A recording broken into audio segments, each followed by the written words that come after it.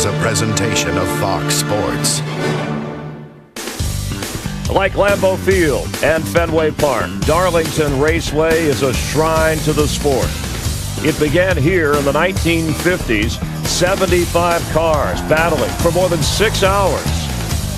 Today, the tradition continues. You don't just watch a race at Darlington, you experience it. The experience begins now on the one and only NASCAR on Fox. You know what?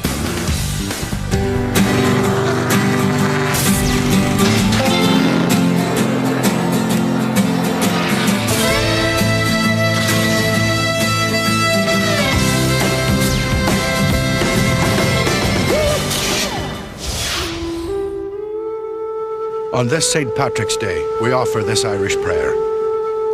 May the road rise up to meet you. May the wind be always at your back. May the sun shine warm upon your face, and rains fall soft upon your fields. And until we meet again, may God hold you in the hollow of his hand.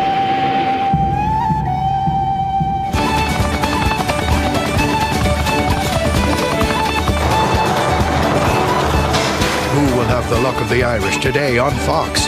Happy St. Patrick's Day. NASCAR Winston Cup Racing is next on Fox.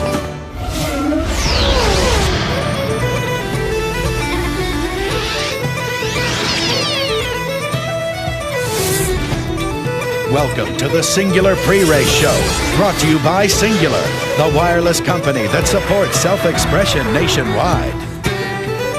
And the best drivers in the world are here and moments away from the ultimate test on a track that's been labeled too tough to tame. We're getting closer to the start of the Carolina Dodge Dealers 400 from Darlington, South Carolina. Our location trackside as the Hollywood Hotel is once again open for business. Hi, I'm Chris Myers, and a happy St. Patrick's Day to all as we welcome you to the Singular Pre-Race Show. It rained a little this morning, but under threatening skies, ready to race, and it looks to be clear. Darlington, a special place because along with the history and tradition, you get to see the drivers race the track more than the competition. As for the competition today, we'll see if Tony Stewart can win his second in a row, and we'll find out if Steve Park can successfully return to the track that knocked him out of action for 6 months, and can NASCAR's poster boy, Jeff Gordon, snap out of his driving slump. Gordon has gone 12 consecutive races without a top 5 finish. Now let's go trackside to our Steve Byrne. Steve? Chris, this may be the place where Jeff Gordon breaks that streak because he's won 5 races here. Friday, he just missed his 4th career pole here by 3/1000ths of a second. He's led nearly 1,000 laps. On an unfortunate personal note, on Friday, his wife Brooke filed for divorce after 7 years of marriage. To Matt Yoakum. Steve, for the second time in his Winston Cup career, Steve Park returns after a 16-race layoff. Back at Darlington, Steve, you finished second here last year. Can you describe the emotions and how excited you are to be back? I'm just excited. I mean, Pennzoil's really given me the opportunity to come back on my own terms, and I think it paid off in qualifying. What's your biggest concern today? Just getting on this podium for driver introduction, but mainly my big concern is just getting through the whole race. I mean, when they throw the checker flag, I want to feel as good as I do now. On Friday, after the completion of his first lap of practice, flagman Jimmy Howe actually dropped the checker flag to welcome him back, and he's hoping today that Park is hoping that he's the first guy to see that checkered flag today. Get up on the driver intros, buddy. And now to Speedway Illustrated's Dick Berggren. Dick? Thanks, Matty. Ricky Craven is having one of the best times of his entire professional career. In 4 races so far this year, he's got a pair of 5th-place finishes, and today he will start on the pole for the 2nd time in this young season. But this is a tough old racetrack. How do you tame Darlington? It's a tough old place. It's a little mean. You got to get mean right back. But, you know, it's such a fine line between being aggressive and going across the line and having to load the car with a hook. Team's doing a great job. You know, anytime you get these kind of results, it's the product of a great effort, and I'm just proud to drive the Tide forward. All right, good luck to you. Hey, they're calling you on the stage for driver intros. You can't miss that, or he'd start all the way in the back. To Chris. All right, thank you very much, Dick. Our guys, too tough to tame. You know him, Darrell Waltrip, Jeff Hammond in the Hollywood Hotel, and a happy St. Patty's Day. Hey, yep. DW, how about it? You've had success on this track. Is Steve Park, is this the wrong kind of track for him to make a comeback on? Well, think about it. He had a great run here last year in this particular race, finished second to Dale Jarrett. I thought he was going to win. He led the most laps. So that's, in his mind, he thinks this is a great place to come back. Then that's the pro. Think about the con. If he doesn't do well here, Blame it on the track. Blame it on the Lady in Black. Always have an excuse. Hey, there's always a buzzword around the garage. What's the buzzword here today? Today, Chris, it's got to be adapt and improvise. This racetrack's ever changing, so you got to be on top of your game if you want to beat the Lady in Black. All right, and as we said, just in case any of the MTV Generation drivers feel that racing at Darlington is a breeze, we drafted someone to take them through boot camp and explain that sooner or later you have to earn your stripes here. Bill Murray in the movie Stripes has nothing on RDW.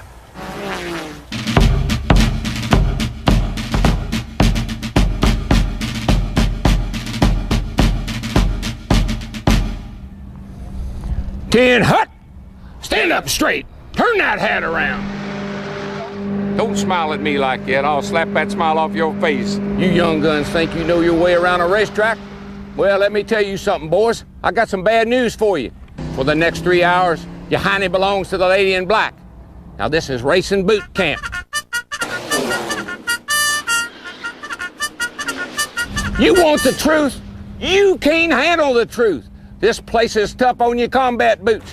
She'll chew up your tires and spit them out. Now get down and give me 50. You'll be lucky to get 50 laps out of a set of Eagles here.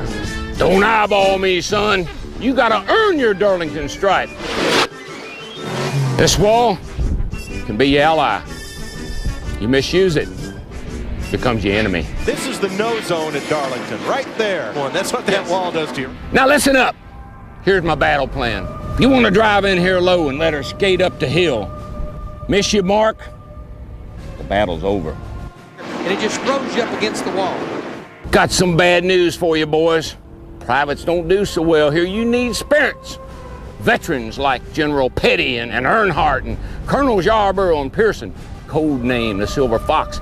And lately, that young Lieutenant Gordon, he's had success here.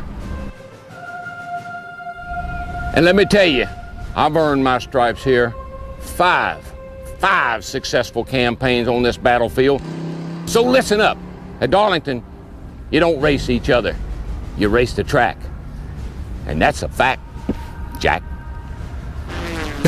All right, well, you look like Corporal Klinger a little bit in that outfit. I kid, but you certainly had. Are we at ease or dismissed? Yeah, at ease, boys, at ease. Straighten us out here. Now, fall in line behind me. Now, if I was in your troop, I'd be going AWOL. But at this track, we've heard of guys hitting the wall. But what about the history of going over the wall? Well, I tell you, in 1965, I was sitting in my living room in Owensboro, Kentucky, watching this race, and all of a sudden, one of my heroes, Cale Yarborough, went down in the first turn, and the next thing I know, he was in my living room. Was he all right? He was okay. Oh, he was okay. He went over the wall. You know what they did to fix that problem? They just made the walls taller. So I'm gathering by his military example here that, right, you have to be disciplined but have patience at this track. You've got to have, Chris. If you don't, this place will eat you up. And Darryl can attest to that. We've been here many, many times. You do not beat this place. You just try to get along with her. All right, let's call in Larry McReynolds, former crew chief from the broadcast booth. What were your marching orders, Larry, for your drivers when they came here? I don't know if I want to go to that boot camp, but you can never relax. If you're out there even leading the race and everything feels good, if you just try to relax for a second, that wall will reach out and just grab you. All right, we'll get your prediction on the race as all of our experts will give their thoughts. One of four drivers for the first time in this race at Darlington is Ryan Newman, one of NASCAR's brightest young stars. He's driven like a veteran this year. 24-year-old Ryan Newman currently second in points, but he earned his stripes here at Darlington. Saturday's happy hour. This is the last few minutes. Unhappy for Newman, his Penske Ford, as he met the Lady in Black up close and personal, and she left her mark. So as a result, he moves from starting third all the way to the back of the field. Let's go to Matt Yoakum. And Chris, the fast 24-year-old, you've been fast every time you've come here in the Busch car and Winston Cup car. Now you've got to be fast at the back. Mentally, how challenging is it now to start at the back? Well, it's going to be tough. I mean, start of a race, the guys that are up front are going to want to take off, but they're going to want to be easy on their tires. And when you're in the back, you're going to be easy on your tires because you've got guys in front of you that hopefully you're faster than, and you want to get by them, so you got to use up your tires a little bit. And it's mentally challenging as much as it is physically challenging here, just trying to keep the race car off the wall. But it's just a really fun racetrack. It's a driver's racetrack, and that's what I like about it. Do you have a mental restrictor plate for today? Yeah, I mean, sometimes it's just you think about when you need to go fast and when you need to go slow, and more often than not, you go slow, you go faster, and you just got to keep that on your mind, and hopefully that'll keep that Alltel Ford up front. He's looking for his first career win, Steve Burns, and he enters Darlington second in points.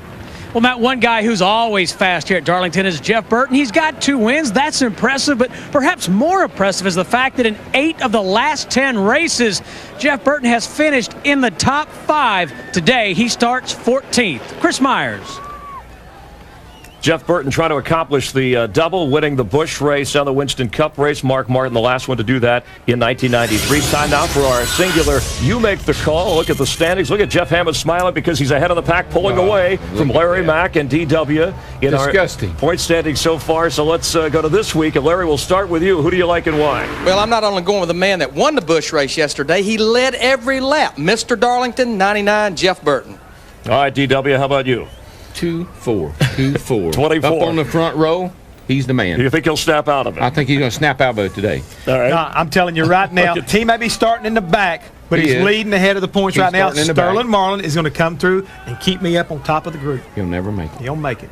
All right, you guys. This is a tough army here. It's going to be a war yet. I'm telling you. Darlington's in trouble if we're defending. By the way, end of the season, Singular will donate $25,000 to the charity of choice for the winner of our contest. And DW, we're gonna dismiss a dishonorable discharge. You have to go up to the broadcast booth, sir, and straighten those guys out up there, okay? Mike Joy and Larry Mack. Carry on, man. Okay, carry on. Make sure Smitty in your cart doesn't beat the stripe. All right, buckle your seat that wall. All right, hang on. Have fun at the broadcast. We'll continue here at the Hollywood Hotel with Jeff Hammond and myself as Jeff Gordon greeting the crowd and hoping to bounce out of it. He's DW's pick. We'll be back at Darlington in a moment.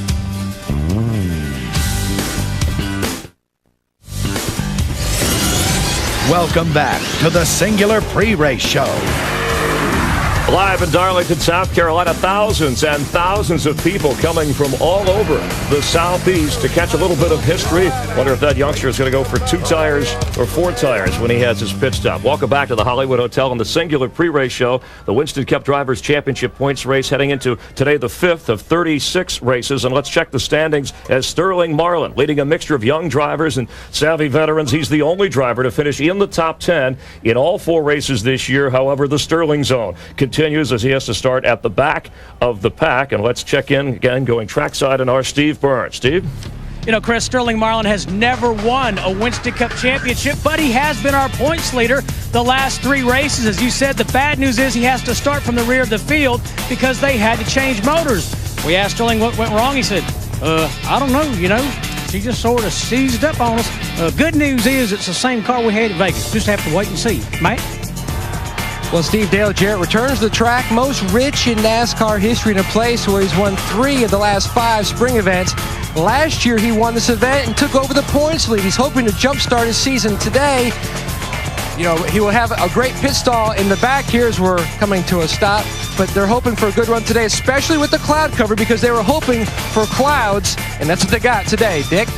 26-year-old El Cajon, California rookie Jimmy Johnson, car 48, has dazzled the veterans. Daytona 500, the pole. Las Vegas, finished 6th. Atlanta, finished 3rd. He starts 5th today. As fast as Johnson is, he knows this place is hard on youngsters. Chris Myers. All right, thanks, Dick. Speaking of the Daytona 500, the winner there, Ward Burton, 2 of his 4 career wins here at Darlington last year. From the 37th spot in September, he captured the checkered flag here. And hope you've enjoyed the Singular Pre-Race Show. As we get closer to the start, which driver will have a winning expression at the end of the day? Stay here on Fox all day to find out. All right, Jeff Hammond, with the weather, how does that affect which drivers or which teams might have an advantage? Well, I tell you right now, I talked to Frankie Stoddard, who's crew chief for Jeff Burton, and they like this kind of weather. If you remember, he's won here at Darlington rain-shortened races, as well as, I like my pick for the day, Sterling Marlin. Those guys kind of like rain-shortened weather also. So these guys understand how to work the weather and race to racetrack. You got to get to halfway and be first. As the drivers get ready, and you see Jeff Burton, who won here yesterday, led from start to finish. And there's Sterling Marlin, the points leaders. The surface here, Jeff, you talked all weekend about how abrasive this is. So the tires come into play, and those pit crews are going to be on the spot. They really are, but you've got to get on and off pit road because you're going to have to get 4 tires every time the caution flies. And you mentioned that certainly Ward Burton is someone who has had success here. Bobby Labonte is a guy who has used his pit position to rally. He knows how to get on off this pit road and come off in the back of the pack also. So Dale Jarrett's not in a bad position being at the end of pit road like a lot of people might think. All right, we got a lot of race to watch here. The weather will cooperate, and you stay with us as well from the Hollywood Hotel. Thanks for watching us here as Jeff Burton is getting ready to go, and we're getting closer to the green flag. Green, the color of choice on St. Patrick's Day. Time for leprechauns and Lucky Charms, and I don't mean the cereal. And it doesn't have to be St. Patrick's Day for a driver to be superstitious and to latch on to something for good luck. Tony Stewart takes on the Lady in Black today. But last week in Atlanta, Lady Luck was riding along in the back of his car. Tony Stewart scores his first super speedway win in over a year. You know, it's a team effort. I'm just a lucky guy that gets to ride these things on Sunday. We got our good luck charm Bob Nardelli with us today. So, Navy Strike Fighter Squadron 203. They will be coming from the east at the end of the national anthem. We will honor America with our national anthem presented by Edwin McCain, national recording artist and South Carolina native. At this time, please rise for the invocation to be delivered by Harold King of the Darlington Raceway. Let us pray. Our Heavenly Father, we ask thy blessings on this great American sporting event this day. May you look favorably upon the drivers and those that support them. May you surround them with your spiritual shield. Help us all to be sensitive of your presence here today. Now, Father, we ask you to join us as we go racing. In the name of Jesus, we offer this prayer. Amen.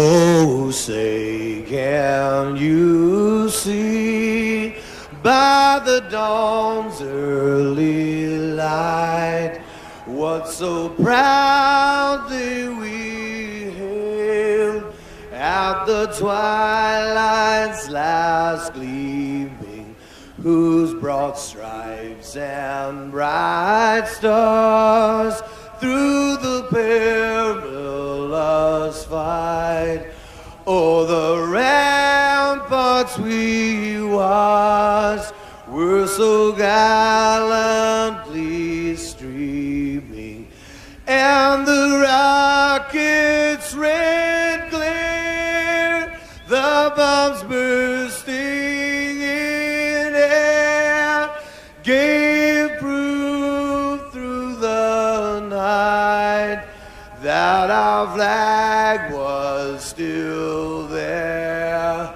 Oh, say does that star-spangled banner yet wave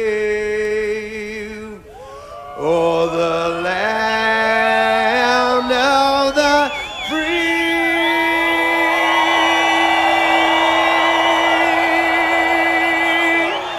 and the home of the brave.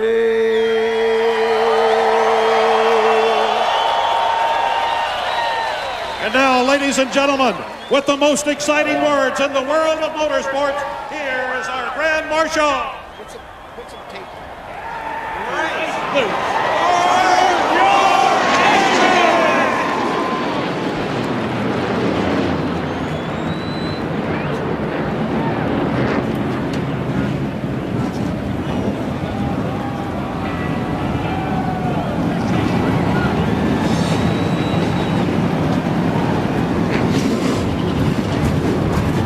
Engines fire on pit road. Drivers at the ready to challenge this track for 400 miles. Hi, everybody. Happy St. Patrick's Day. Mike Joy with Larry McReynolds and Darrell O'Waltrip with a little bit of Irish luck, and you're going to need that today. Eddie's. To get to the checkered flag after our F-Troop pre-race.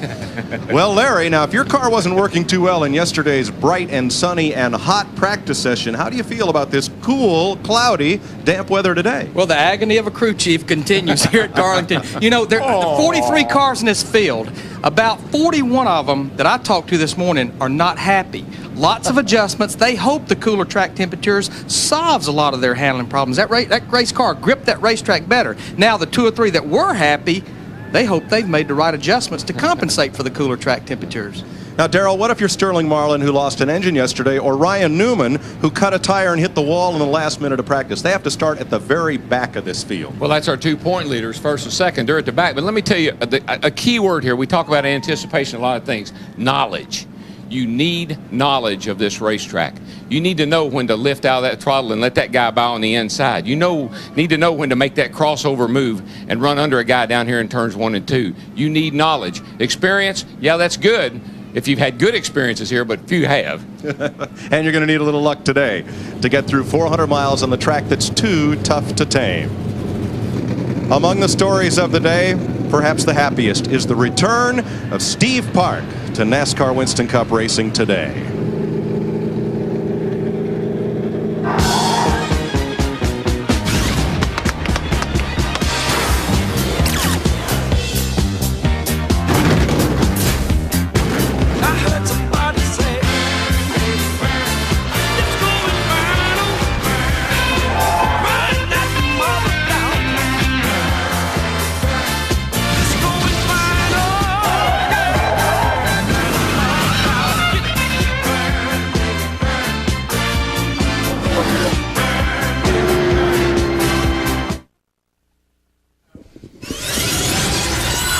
Budweiser, the official beer of NASCAR, proud sponsor of the Bud Pole Award, given to the fastest qualifier at each Winston Cup race. Today it's Ricky Craven. He'll be in the Bud Shootout of 2003 with these other drivers. Since 1979, Anheuser-Busch has awarded more than $7 million as title sponsor of the Pole Award program. And there's Craven getting set to roll off as we have a look at our Walmart starting grid for today's race. By 3 1/1000ths of a second, Craven won the Bud Pole over Jeff Gordon. Those flames will feel good today, Larry. Nice, cool day. Yes, sir. Newman goes to the back in that backup car. Good run for Steve Park. Elliott Sadler. How about that? Why don't we see if we can get Steve Park, see how he's feeling? Let's do that. Steve Park, this is DW up my TV tower. Bud, how you read? Pretty good, DW. You ready for 400 miles here on this old lady?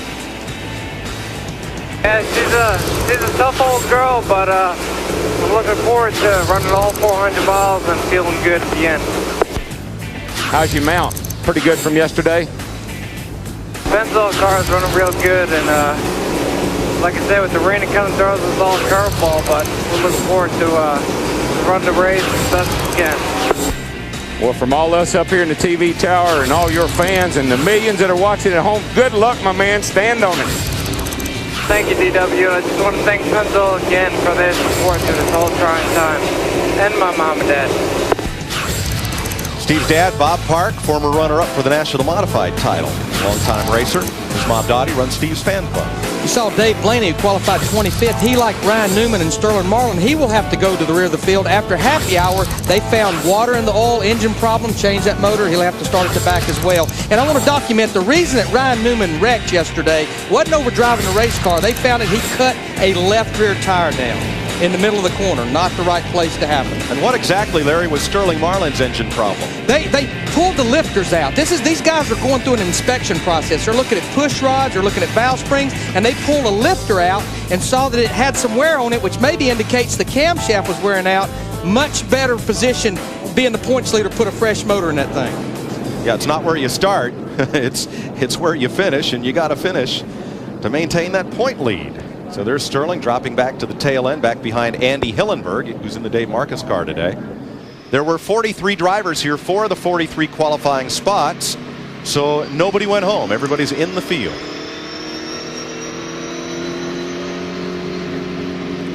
A look at Sterling on our steering column cam. Sterling Marlin, this is DW at my TV tower. Bud, how you read?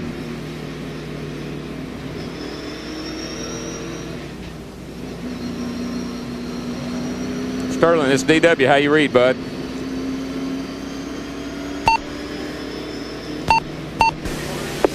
Sterling Marlin, this is DW at my TV tower. How you read, bud? I got you loud and clear there, DW. Hey, it's a long way to the front, buddy. What you gonna do?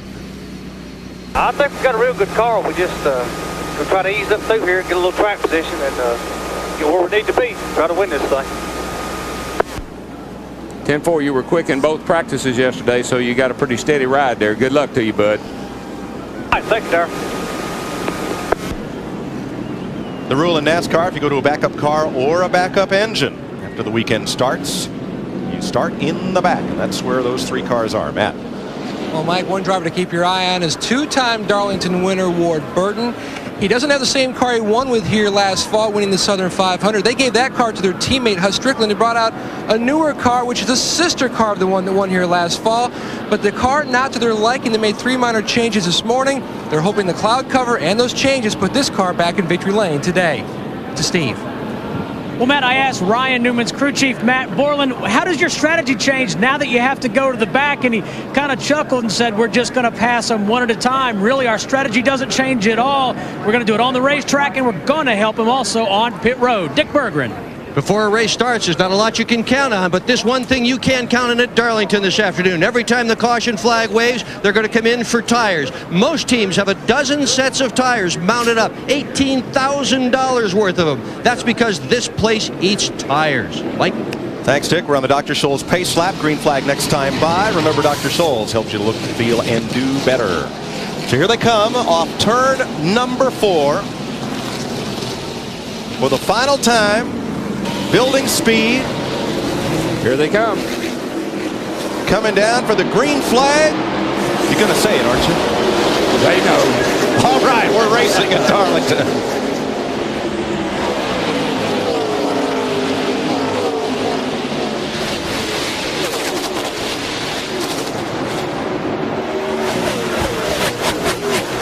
You have to wait till that last car makes it through 1 and 2 to say we had a clean start. Oh, yeah, this is nervous times right here. Nervous times for everybody. Darrell, I've never seen a field go single file so fast. Well, it's only a lane and a half wide racetrack. Why? It's after they get 10 or 12 laps on those tires, they'll have to start moving that car around, find where their car drives a little better. And really, what you try to do here is you try to pounce on everybody as quickly as you can. Try to pass as many as you can because you got them grouped up here in front of you, and particularly if you're in the back, you got to be cautious, but you got to go, baby. You got to go. You know, just like that 1955 footage we saw in pre-race, Mike Skinner went into turn 3 on the flat and then found a way up in the banking. You can do that, but that's when you're going to put that big slide job on your buddy next to you. And you hope it's a controlled slide. Jeff Burton, Kurt Busch, Michael Waltrip. It's all a battle for 12th. And Kurt Busch really got his, I mean, he went in a position there that I would not suggest he tries very often. He went in there just a little to the outside of Michael, and that is treacherous. And you heard Jeremy Mayfield burp the throttle there, mid-corner. You drive the race car here as much, if not more, with the throttle pedal than you do your steering wheel. Yeah, you know, you want to man it. You want to get it wide open because you can go fast, but that's impossible here. You can play with that throttle all day long. Shauna Robinson just got up in the wall down in 3 and 4. And I don't think she's been on the track all weekend as she hadn't hit the wall. She got her Darlington stripes. Once in practice, once in qualifying. You see how that wall just looks like it's going to reach out and grab those cars. And a lot of times does. It actually does protrude out into the racetrack. It's not as symmetrical a wall as it comes off that corner.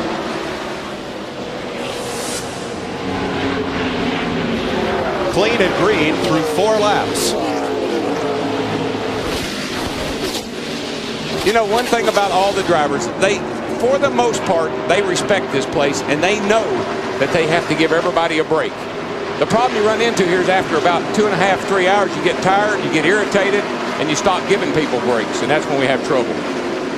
Darrell, looks like if you're not running flat out, it's more mentally draining to hold back. It takes so much composure, Mike, to drive here because you can't race the other cars. That's not the fact. You got to race the track, and you got to play with the car all the time. Larry, how many times are we going to hear the spotters and the crew chief say, race the racetrack? You have to. I mean, you get in your own zone, and you do your own deal, and in about lap 250, you see who's left, and then you go racing. Yeah, you know what? But that's what you do. But you know what's wrong with that? There's always somebody behind you wanting you to go on. Yeah. They don't have horns. They got bumpers, and they use them.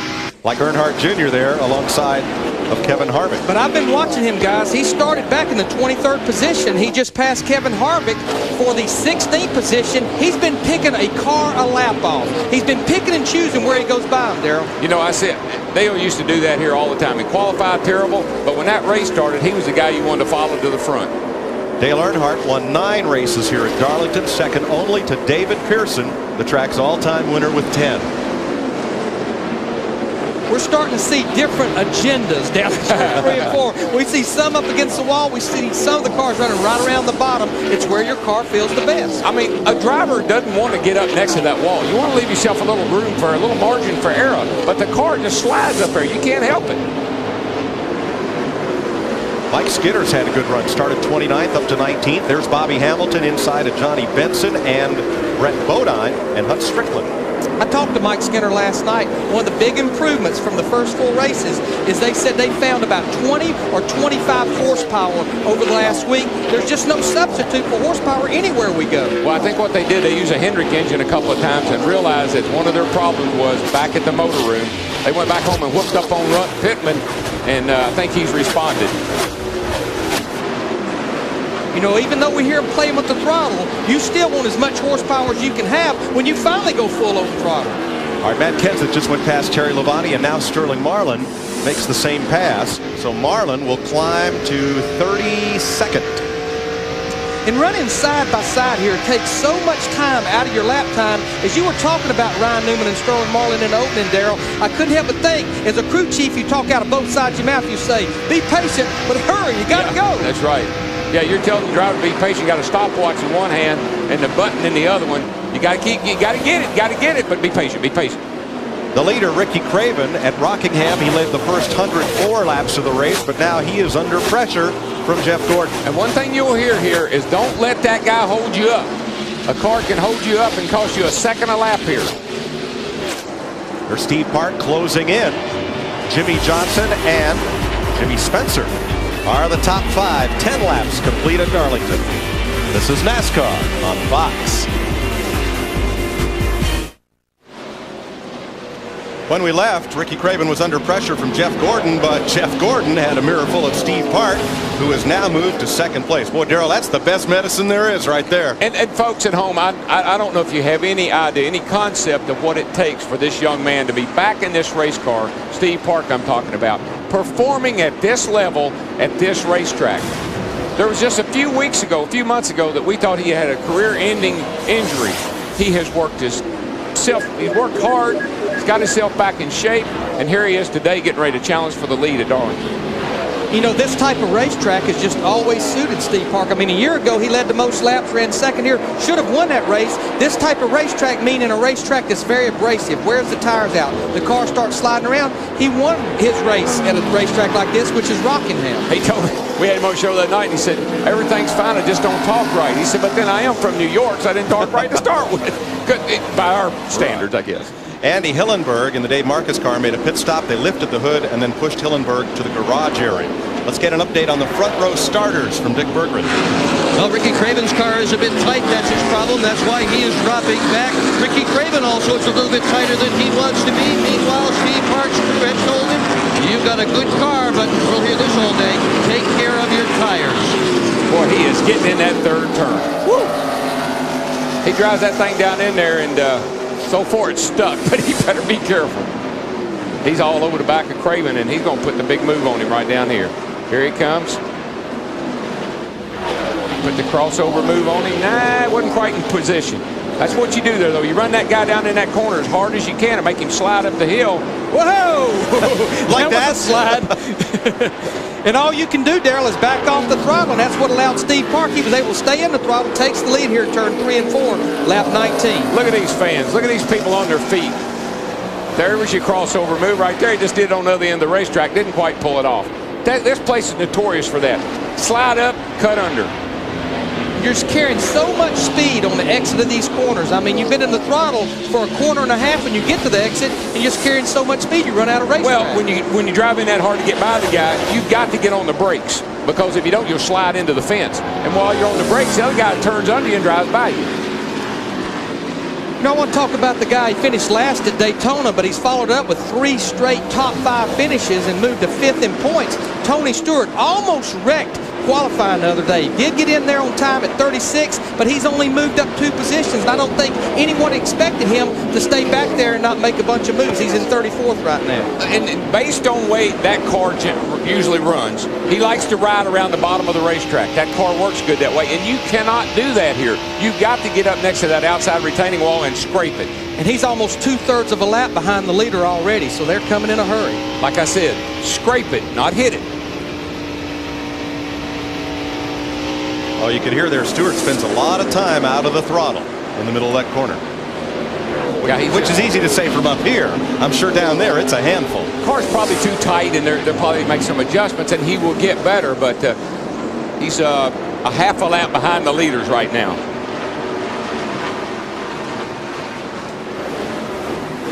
Ward Burton there being challenged as they roll down the backstretch by Bill Elliott. 2 Dodges going at it.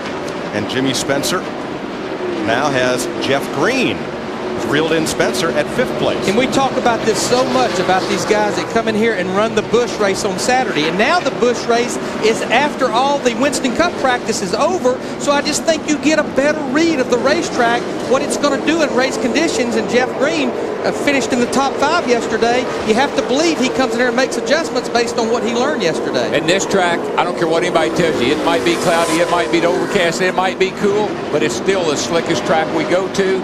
All it does is a little more comfort for the driver. Here's Jeff Burton, who's moved up to 11th.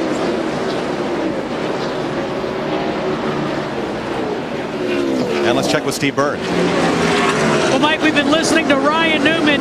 He says he's both loose and tight. The biggest problem he has in that 12 car is that he has absolutely no grip. They've got some spring rubbers loaded up in that 12 car, and he wants them out. I talked to Matt Borland, his crew chief, this morning. I said, Matt, tell me about the history of this backup car. How many races? How much time do you have with it? He said we have about 40 feet with it, from the shop to the chassis dyno to the truck. Brand new race car just finished this week. And as a driver, let me tell you, and if you haven't driven a race car, even though you build them all alike, you get in and the pedals aren't exactly where you like them, and the seat's not exactly like you need it. He didn't have a chance to practice this car. So he's out there in a car that he hadn't been in ever, with a lot of things that are probably very distracting to him.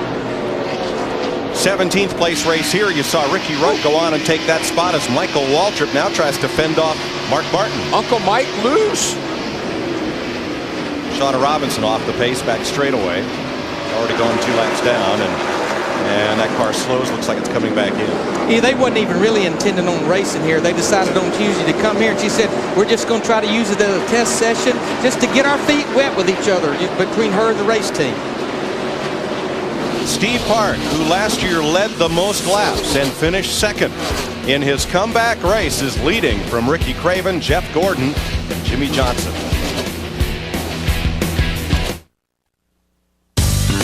The Carolina Dodge Dealers 400 on Fox is brought to you by Dodge. You can take life as it comes, or you can grab life by the horns. Dodge. By 1-800-CALL-ATT for collect calls. By Kellogg's Cereals, the official breakfast food of NASCAR. And by Monroe Shocks and Struts, the leader in ride control technology.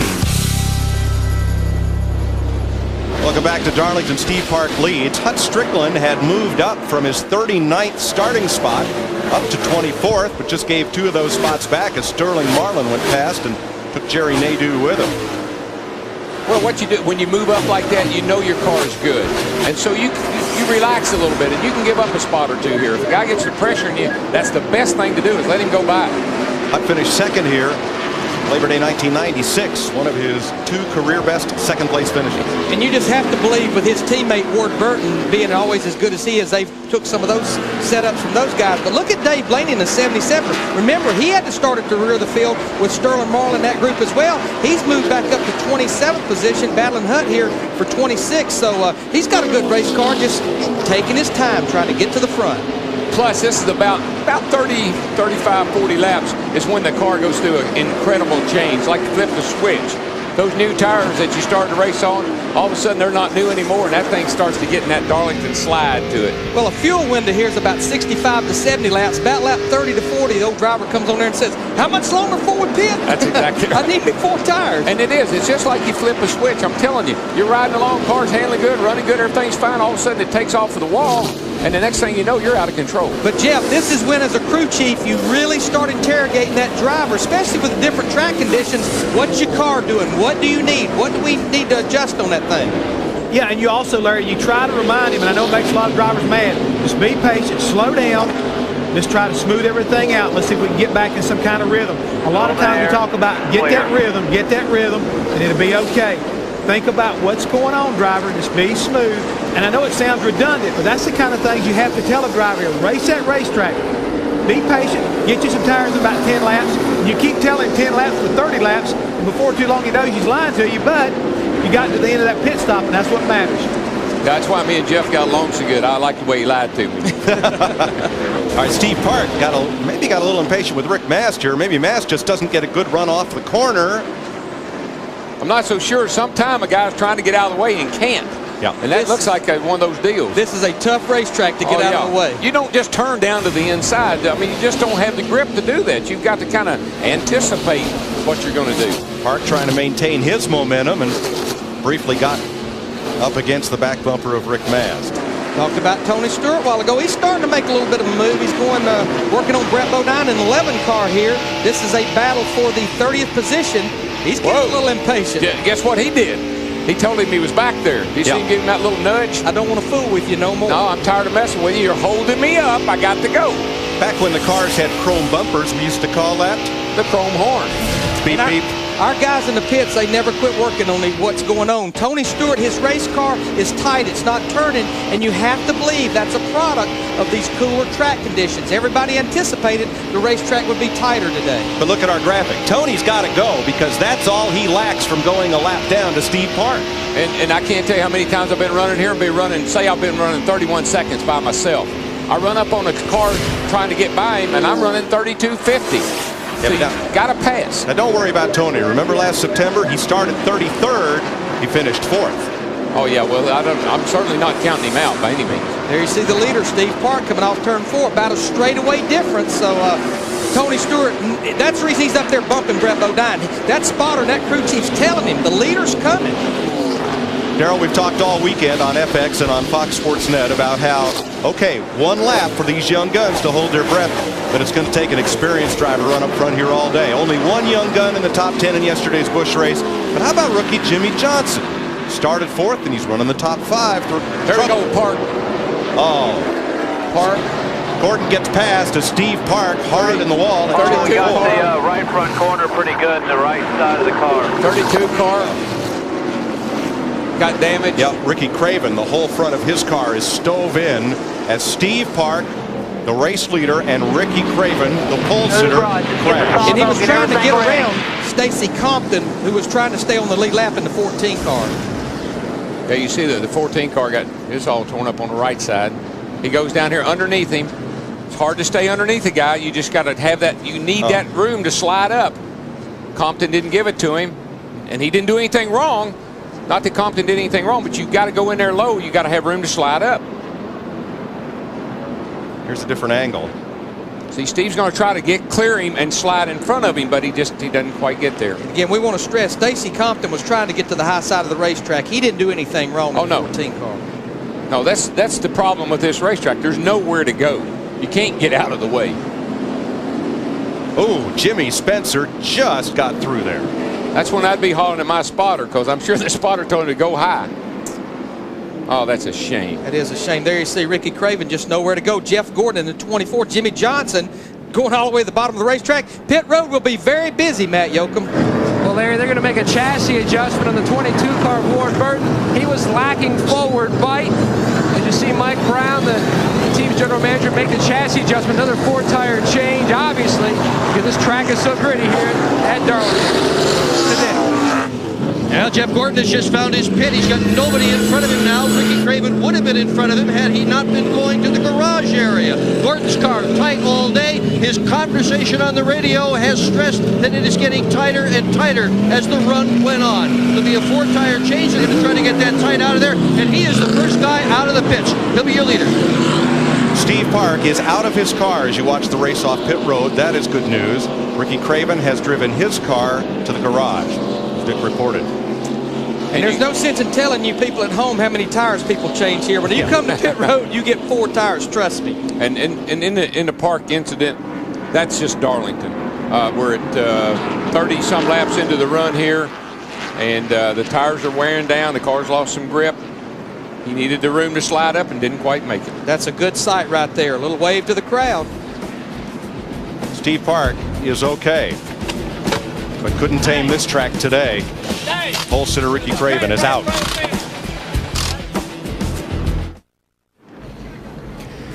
Welcome back to Darlington. Steve Park was welcomed back. First race in 6 months when he was knocked out at Darlington, but came in confident with the clearance of his team and doctors, and Nascar starting 4th. Almost goes into the wall, then took the lead on lap 19. Park leading on lap 38 between turn 3 and 4, runs into Stacy Compton, and then Ricky Craven, pole sitter, running into Steve Park, and his 2 career Winston Cup victories. As he steps out of the car, he is okay, but done for the day. Ricky Craven, as they work on his car to try again back in the race in the last 17 races here in Darlington. Only once has the pole sitter won this race. Let's go down to Steve Burns and check in on Ricky Craven. Steve? Thanks, Chris. Ricky, a lot of damage to this race car. What happened, and can you get back in the race today? It's obviously not where we expected to be. We,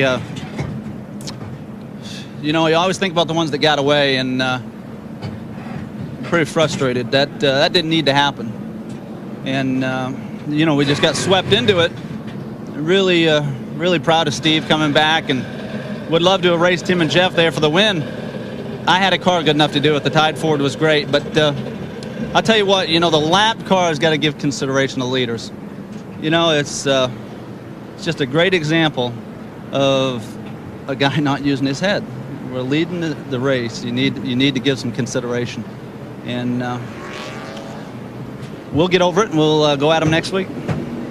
Back upstairs, Mike.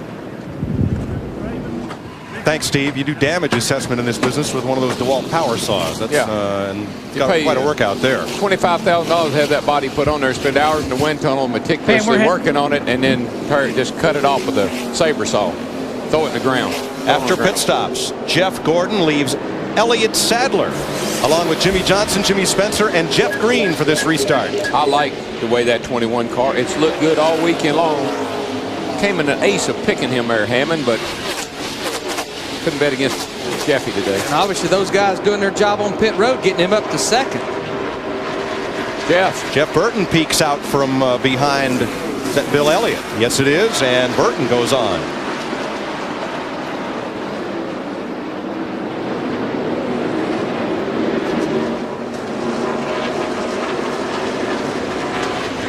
Everybody on fresh tires.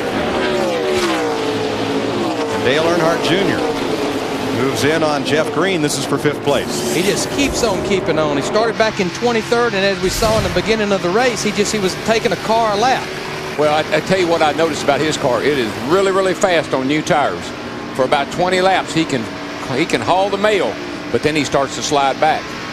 We'll watch the tachometer here. You'll notice in the middle of the corner, he'll get back in, it'll raise RPMs, and he backs off the throttle. It falls back down a little bit, but he's turning all over 9,000 on fresh tires. Speeds a little bit quicker as we go down the front stretch. And that's one of the things that probably the cool weather will do, is not slow the cars down quite so much, and gear selection could be really, really critical today. And over 170 miles an hour into turn 3. Just to give you an idea, 411 gear is kind of gear of choice here. Sometimes you'll pull a 22. Some of these cars today got 430 gears in them. That's going to really tax that engine. And just remember, the higher number is the lower gear. And more RPM. From a 411 to a 430, you're probably talking about 400 RPM difference.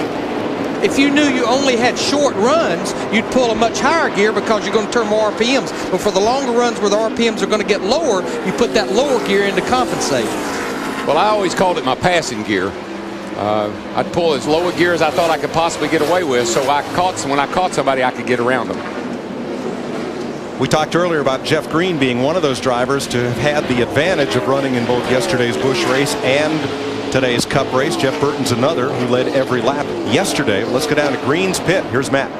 Mike, they lost one spot on pit road. Currently, Jeff Green's running in the 5th position. Todd, how is your race car today? Jeff hadn't said a whole lot about it. It's been pretty good. We ran at Rockingham, and we ran pretty good at the beginning of the race, so we want to be optimistic here and hoping to carry it on to the end. But we're a little tight off the corner. Not make no major changes. We'll see what happens.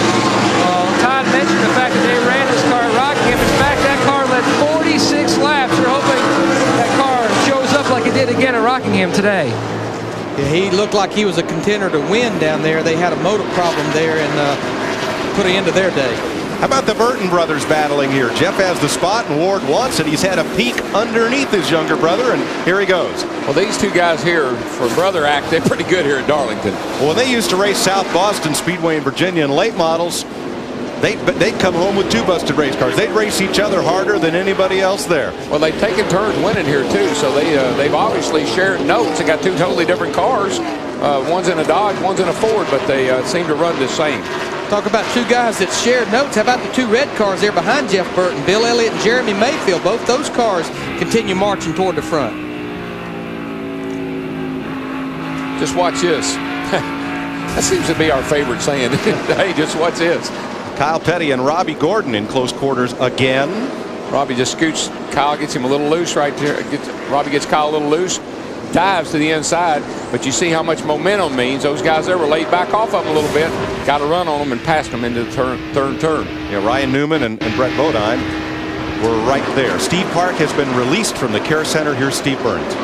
Thanks, Mike.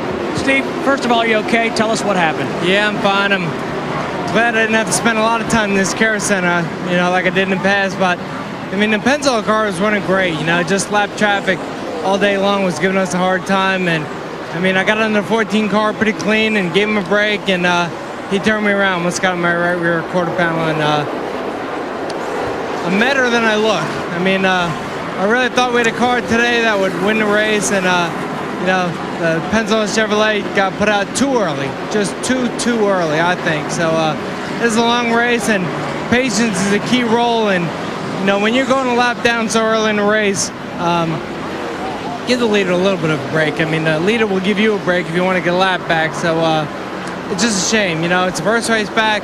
We wanted to see it to the end, and I'm just severely disappointed in that. Thanks, Steve. Thank you. And boy, I can feel his pain, because when you're leading the race, you do anticipate those guys giving you a break because you are the leader. But then you got to put your other hat on and look at the guy trying to stay on the lead lap, you know. So understand both sides of the situation, but you don't need to wreck the leader. 5-time Darlington winner Jeff Gordon right now in command of the Carolina Dodge Dealers 400.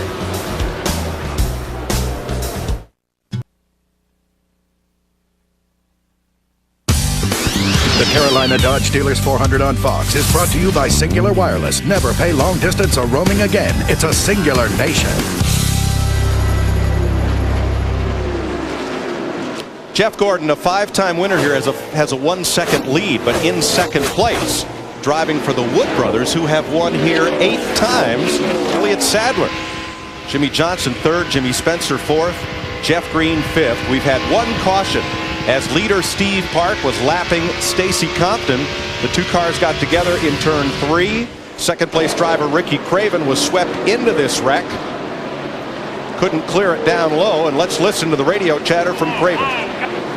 Got it, just got it. Come on, Ricky. It knocked the whole front of the car off. There was nothing I could do about that, guys. They took the leader out. Go to the garage, guys. Go to the garage. Just go to the garage. Just get the sawzall, get everything ready. Yeah, I'm sorry, buddy. There wasn't nothing you could do. Craven's spotter, Donnie Epling, frustrated because he couldn't get his driver, couldn't clear him out away from that wreck. Well, you just hear the frustration in everybody's voice. Ricky Craven, crew chief Mike Bean, the team. You know, you come in here 12th in points. You've had a good year. You sat on the pole. You're up there running second. And you watch it all go away in a matter of about a half a second. And I believe, you know, Steve Park is probably very disappointed. But I would say mission accomplished. Came back, qualified well. Raced well. Led the race. Can't help what happened.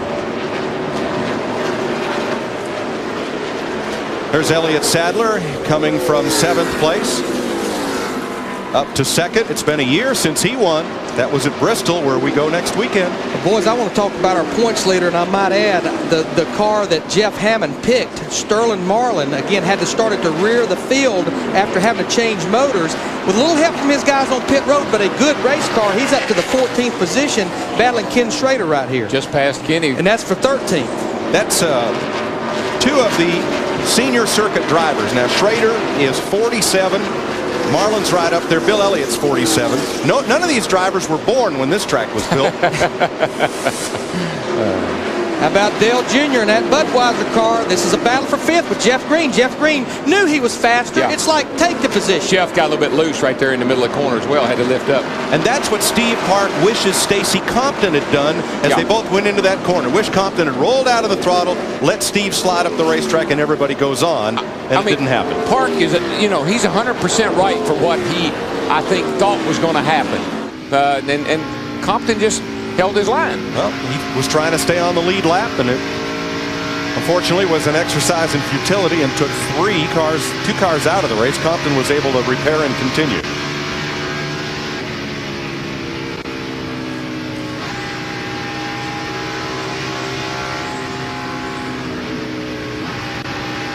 You see that yellow car coming into the picture is Ward Burton and Bill Davis's Dodge. He's now right up against Jeff Green. This is for 6th place.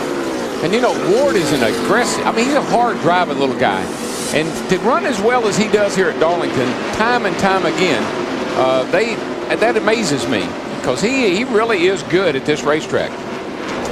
Looks like on Jeff Green in the 30, they either went the wrong way with adjustments. His car just, as the racetrack's getting more and more rubber on it, his car just is not driving very good. It's bouncing around on him right there in the middle of 1 and 2. There's some little whoop-de-doos up there in the middle of that corner, and if the car's a little loose, it'll really upset it. Not only is this racetrack rough, it's very bumpy all the way around, especially in the corners. Yeah, they got what I call whoop-de-doos. They're just little swoopy places where the car bounces a little bit, and you don't need to bounce with no grip.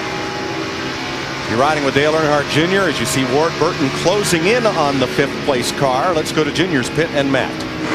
Well, Mike Dale Earnhardt Jr. is on pace to score his best ever finish here at Darlington, which is 11th. Last fall he was 17th. Early in this run, though, today, he says his car's a little bit on the loose side. And this car actually was going to go to Bristol next week, but they put a brand new body on it. They thought the car looked so good, he decided to bring it here. And if it survives Darlington, don't knock out all the dents, spray some Budweiser red on it and take it to Bristol. But just keep in mind how tough this place has been for Dale Earnhardt Jr. This is how the car looked the last time he ran here, and they wanted to remind him, think, this place is a driver's racetrack. If you think about it, you're hoping to have a good day today, but look at that. Nick? Jeff Gordon just keyed his radio and told the crew the car is a little bit loose. That's good news for 2 reasons. First, the car had been tight. That means on that last pit stop, they've got it fixed. Second, it also means they got a radio problem fixed. They had a serious radio problem. All they had on the radio for about 2 or 3 minutes was just plain static. And you should have seen the ballet that went on down here in their pit as everybody changed channels, and they've got it all working again. Well, Dick, Bobby Labonte is running in the 10th position in the 18 car. He told his crew chief, Jimmy Maycar, I can't get back on the gas like I want to in the center of the corner. He said, went on to apologize, saying, I can't give you the information you need to help this race car. What does he mean by that, Darrell? That he can't give Jimmy the information that he needs? Well, they haven't made enough pit stops, I believe, to be able to accumulate tire data and other information, and he's not giving them all the information they need right now, but they need another pit stop or 2 to be able to figure out what's going on. You know, Darrell, as I listened to the report on Jeff Gordon in the 24 and Dale Earnhardt Jr. in the 8, saying their car's a little loose. If I'm the crew chief and you're a little loose here, as long as you're fast and can maintain the same speed, I'm going to be very hesitant to tighten that race car up and make it start pushing, because this racetrack will just get tighter and tighter. Yeah, well, drivers, are notorious for wanting the car to be perfect. And will over-adjust. That's right. Jeff Gordon by 1.8 seconds leads Elliott Sadler, Jimmy Johnson, Jimmy Spencer, and Dale Earnhardt Jr. here at Darlington.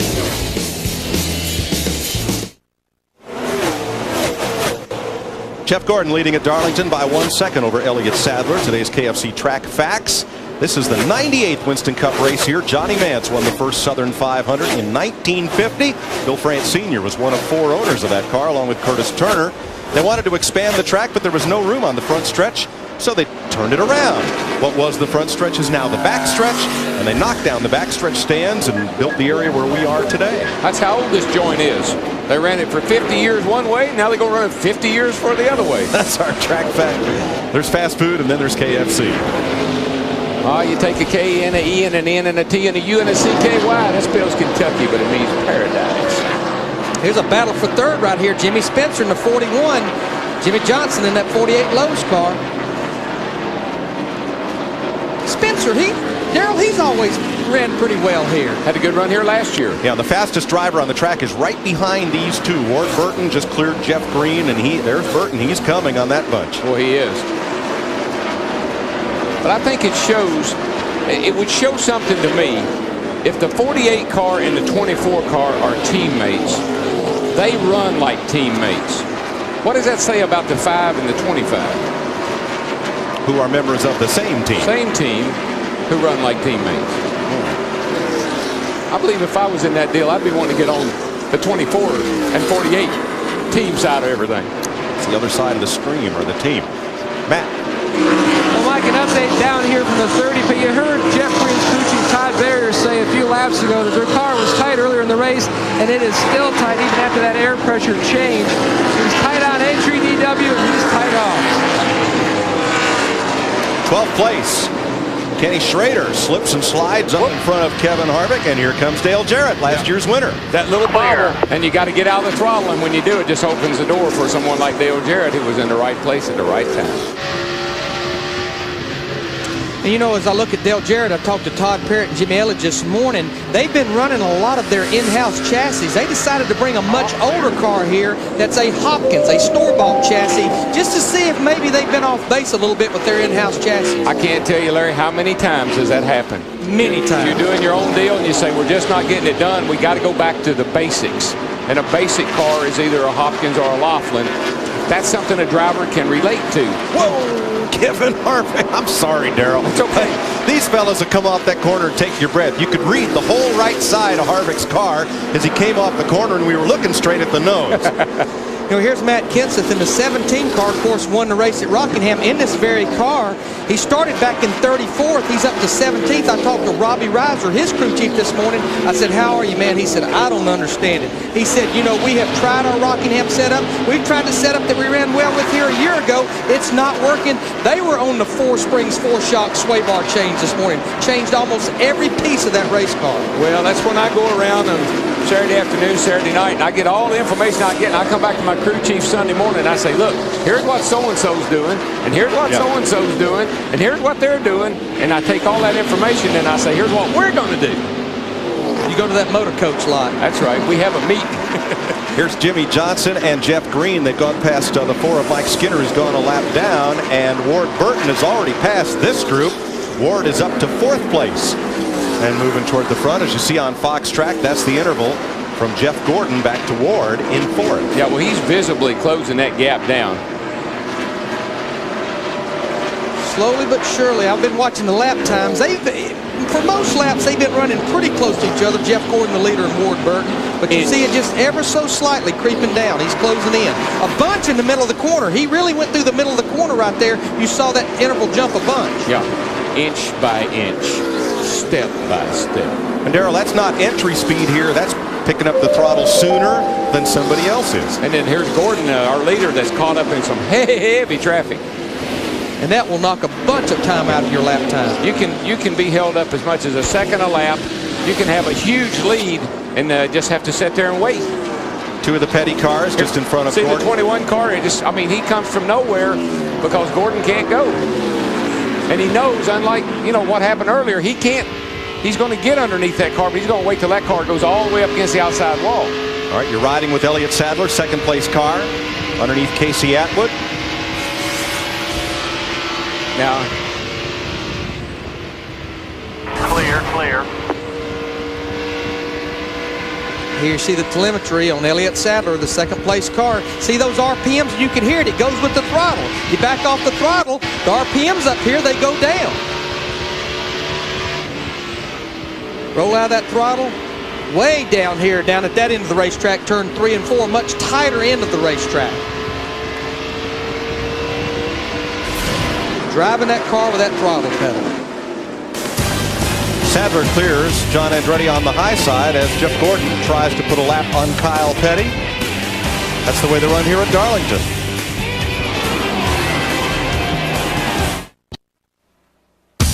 The Carolina Dodge Dealers 400 on Fox is brought to you by Dodge. You can take life as it comes, or you can grab life by the horns. Dodge. Jeff Gordon leads by 1.8 seconds over Elliott Sadler. You watch Sterling Marlin there, just ahead of Jeremy Mayfield. Marlin moving up into the top 10 at 9th place. There is the lead gap. Gordon back to Elliott Sadler. Okay, Larry, how much longer are you going to keep me out here? I'm getting a little nervous. I'm here figuring right now, and Jeff Hammond, it's one of those deals, you know, we documented you can run about 65 laps on fuel. They were on pit road at lap 38, somewhere around lap 100 to 105. But Jeff, the whole deal, 31 got trouble off turn 4. Robbie Gordon, I think it's tire smoke. Tire smoke. Now he's got a tire down. Well, he hit the wall earlier, and they tried to keep him out there for a while before they pitted the car. But caution is on the speedway. You know what he's done? He's broken the rear track bar. His rear end is wobbling all over the place. Yes, he has, and that's probably a product from going up and hitting the wall. Smacked that fence. John Andretti smacked the wall twice, had to make an unscheduled green flag pit stop. Shauna Robinson has been into the wall twice, and that car has been retired.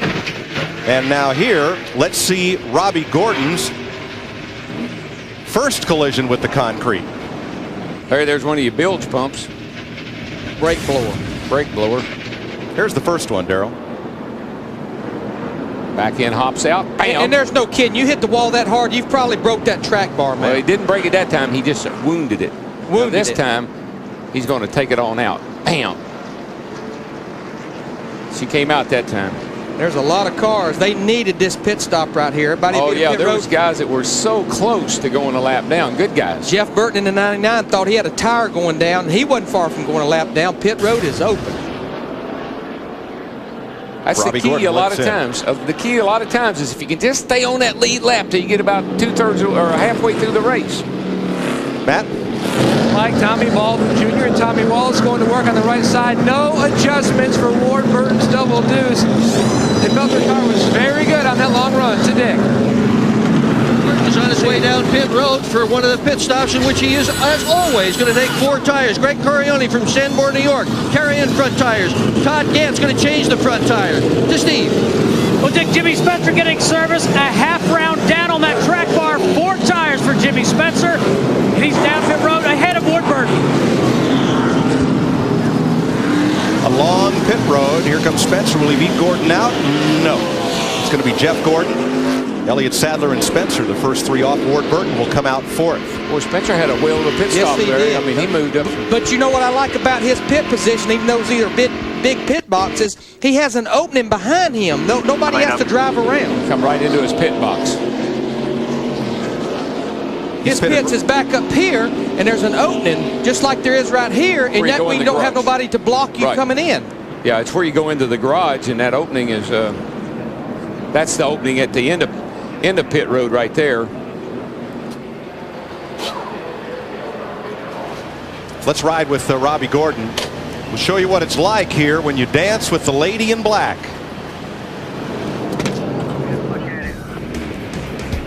You don't have full test on my train. Got a problem, it's making all kinds of noise. Make a push the drive shaft out of the thing. We're under the second caution of the day at Darlington. Turning this opening right here, Robbie, on pit road. Go ahead and come on. The Carolina Dodge Dealers 400 on Fox is brought to you by Walmart. Always low prices, always. By Pepsi Cola, experience the joy of Pepsi. By Dr. Scholl's, look, feel, do better. And by your neighborhood 7-Eleven store. Oh, thank heaven for 7-Eleven. On this round of pit stops, Jeremy Mayfield penalized 15 seconds for not having a catch can man in place when they started fueling. So he lost 14 spots on this exchange. Tony Stewart gained 5 spots with his pit stops. That fellow wants us to crank it up. All right, we're back under green.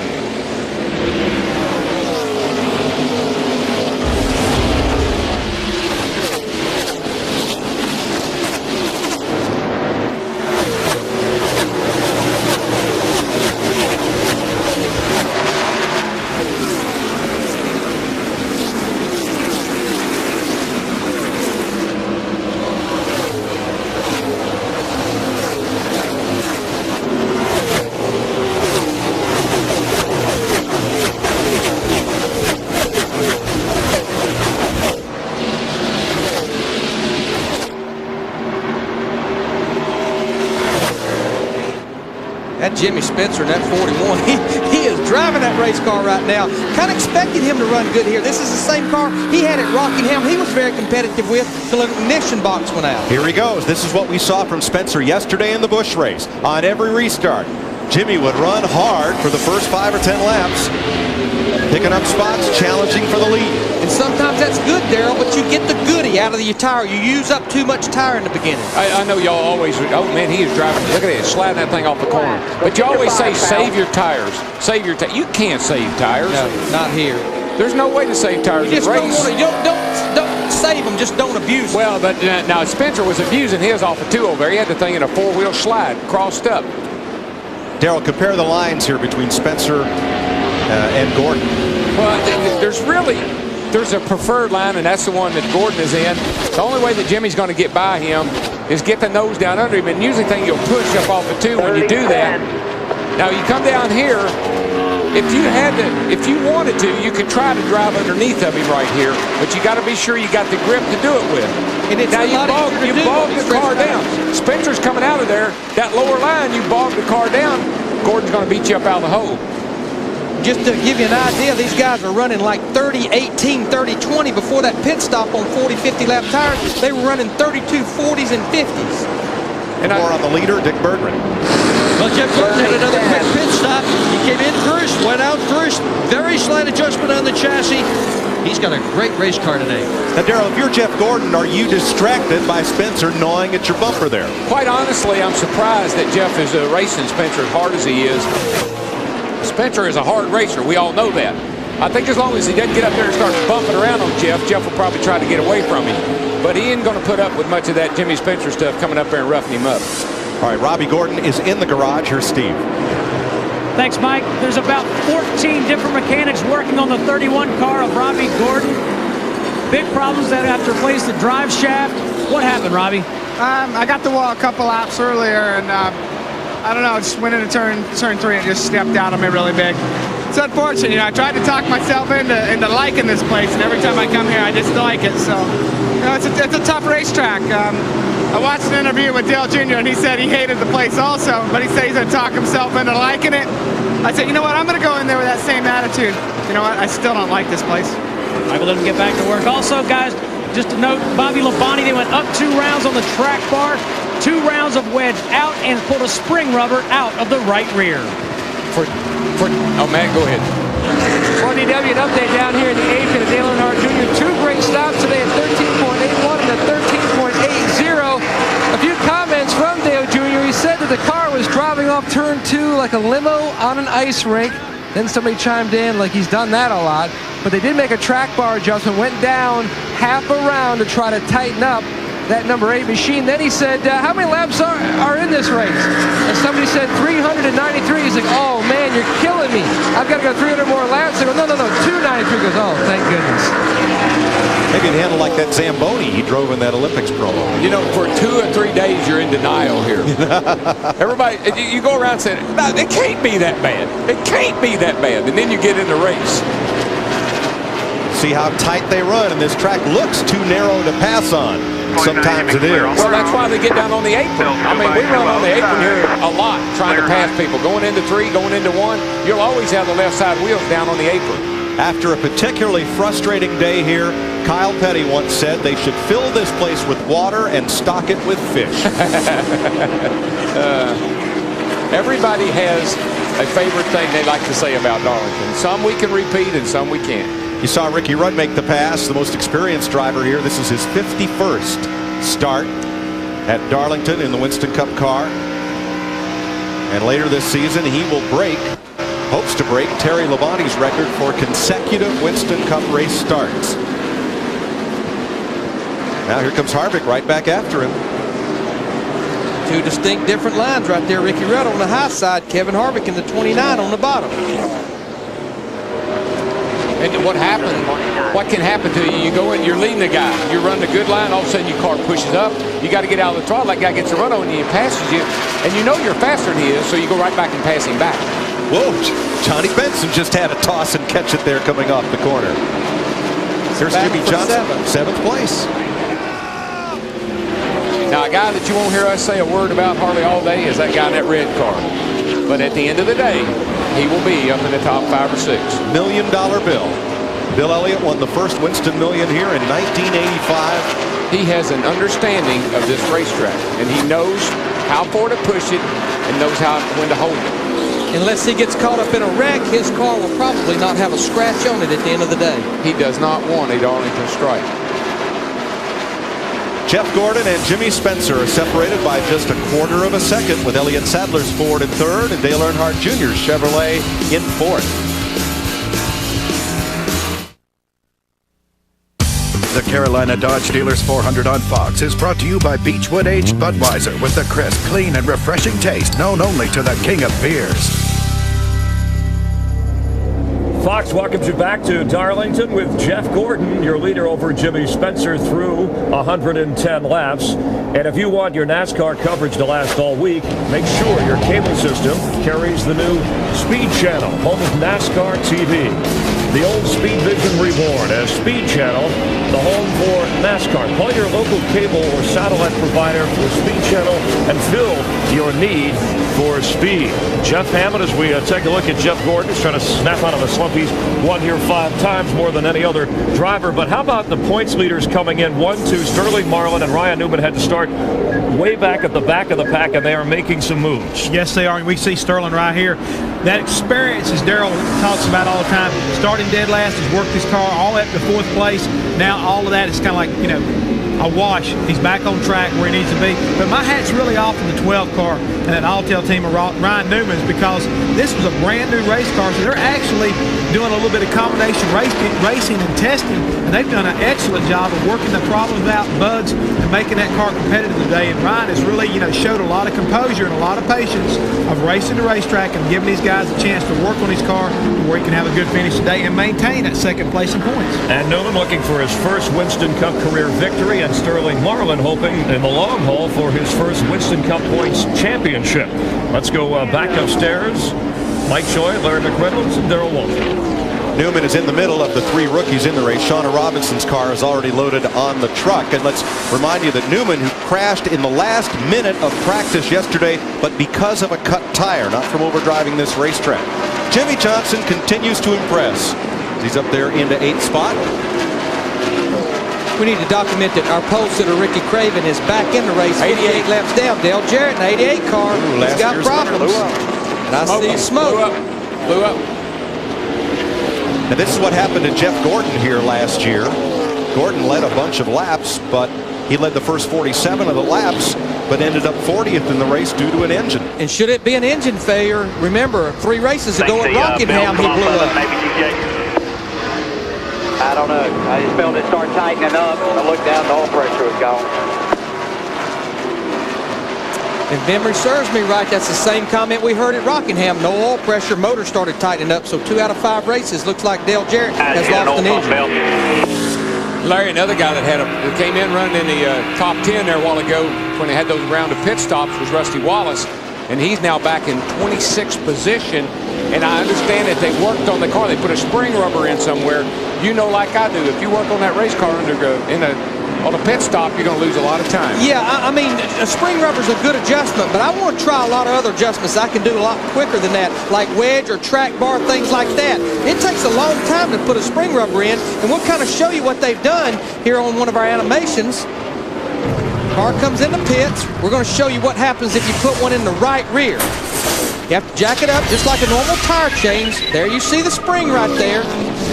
It's the red thing is a spring rubber. That's pulling it out. You can pull it out a lot quicker. You need to pull them out. You don't need to be putting them in. Putting it in takes a lot longer. Increases the rate of that spring probably in the rear 15, 20 pounds. And if they did do it in the right rear like we've done right here, it will make the car turn better on the exit of the corner, stiffens that right rear corner. Now, if you do that in the front, the rear is fairly easy. But if you try to get down in there with all the shock absorbers and everything else on the front, that's when you run into a problem. And all the heat. And that's where they tried to put one, in the right front. The hope in Dale Jarrett's pit is that he just threw the oil pump belt. That's why the car lost oil pressure and the motor started to tighten, but he continues to sit in the pits with the hood up. So apparently the problem is more serious. Yeah, even if he lost the belt, when he said no pressure, he's lost the engine. Well, these cars have an external oil pump. It's on the outside of the engine, and it has a belt that's driven off the crankshaft. And a lot of times, especially at a place like this where you have so much tire rubber, it'll get up there and it'll cake in, make that belt too tight, and the belt will actually break. Yeah, it's a clog belt. It's got teeth on it. It's rubber. And the rubber off the tires will get up under there and knock it off the pump. Jeff Gordon works past Stacy Compton for the second time. Now, I think if you look back, you'll see how far Jimmy Spencer is falling back. Jimmy abused his car trying to stay with Jeff. That's what I figured. I thought Jeff was probably thinking, if I can stay in front of Spencer for 8-10 laps here, I'll get away from him. In his last 13 starts here, Gordon has 5 wins and 10 top 5 finishes. He's now led over 1,000 laps here in his last dozen or so races. Give us a reading on your car when you can. Sterling Marlin in that 40 car, he continues to march toward the front. This is a pass for 3rd position. Started dead last after changing that engine. You got to tip your hat. They've got a good race car. What bothers me, I'm going to talk to Sterling. He looks like he's not working very hard in there. Did you notice that shot we had him? He's just kind of like, this is Darlington, man. He's supposed to be fighting that wheel. He was just smooth as silk. Dale Jarrett's car did, Darrell, lose an oil pump belt, and it did too much damage to the internally to the engine. They're headed for the garage. Well, remember, once that oil pump stops turning, it immediately loses oil pressure. You can't hardly catch it that quick and shut the engine off without causing damage. Now, all the race cars I ever drove had a great big old red light on the dashboard. And when that oil pressure went down, that red light came on. Now, I don't know if they have that light or not, but that's how we would catch it sometimes. How about this race car right here, Tony Stewart? It wasn't too many laps ago we were talking about him starting 36 and only gaining a couple positions. He has moved up into the 9th position, but he gained 5 spots on that pit stop a while ago. That's what we were saying. It's a very, very timely pit stop, a very, very timely caution for a number of guys, him and his one up. How about Kurt Busch right behind him? Now that little guy, more season he's having. Let me tell you, that little guy runs good here. Last year here, he was on pole and led a bunch of the race. You know, it was ironic. I talked to Jimmy Finning this morning. This is actually the same car they set on the pole and led a lot of that race. Jimmy, once again, a lot like Robbie Reiser, Matt Kenseth's crew chief, said the setup from the Southern 500 in August is not working. We've had to completely change the setup. And the thing that's confusing these guys, this is the same tire combination that Goodyear ran here both races last year, so you would tend to think the setup at least be a tunable setup. Let's get an update on Dale Jarrett from Matt. Well, Mike, you were speculating about the oil pump out on Dale Jarrett's Ford. That's exactly what broke. Roy Gillian opened the hood, and this is what they found. The oil pump belt was broken in half. That's going to end the day for Dale Jarrett. To Jeff Hammond. Jeff? Matt, just so everybody at home understands, right here is the oil pump belt on the front of our engine right here. And what it does is drive this pump, which actually makes the oil circulate from down inside of the engine, back to the oil tank, back into the engine. So whenever you lose this belt, all the oil pumping system ceases to work. And when that happens, no oil in the bearings before too long, engine's done, your day is done. Mike? Thanks, Jeff. We watched Jeff Gordon open up a lead of 1.6 seconds now on Jimmy Spencer, Sterling Marlin, Elliott Sadler, and Ward Burton. Just a little more information. That's a dry sump system is what you call it. And the oil is held externally outside of the engine, unlike a passenger car that has an oil pan.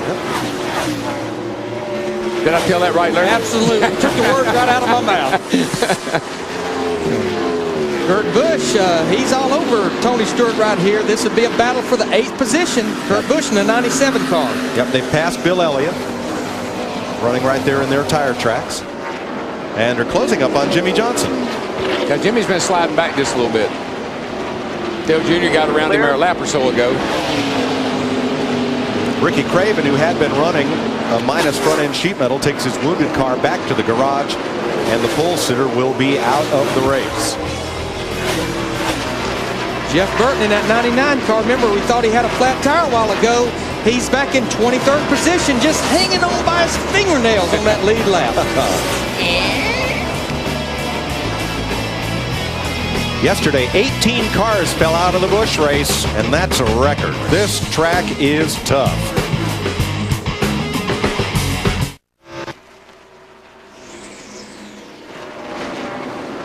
Jeff Gordon 1.6 seconds up on Jimmy Spencer, then Sterling Marlin, Elliott Sadler, Ward Burton. Ward just passed Elliott down here in 3 and 4. So that will change 4th place. Oh, trouble over there on the back straightaway. Who is it? It's a 19 car. Jeremy Mayfield. And he saves it. Well, he hit the outside wall once already. Caution is on the speedway. But he saved that from being a multi-car crash. Yeah. The 23 car got into him. You see where he got in the left rear right there. The 23 car turned him, got him up in the fence.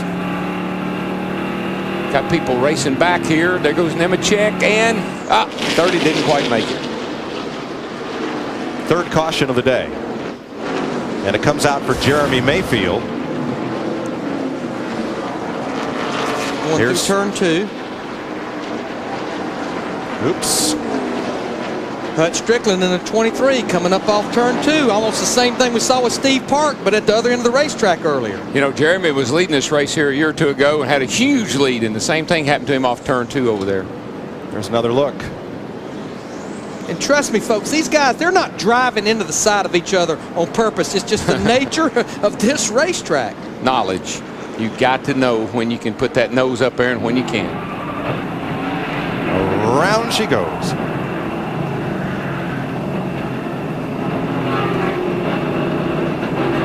And both those drivers will have a lot more knowledge about what to do next time they come here. Maybe next time Jeremy will lift up and let 23 car go by. Maybe next time 23 car won't try to pass it. Pit road is open and busy again for 4 tires. Matt Yoakum. Ward Burton slides to a stop. There he came on the radio, so the car is pushy loose. They were going to make a wedge adjustment, then they call back, so no, let's go the other way on the wedge. So this will be a 4-tire change. Let's go up pit road.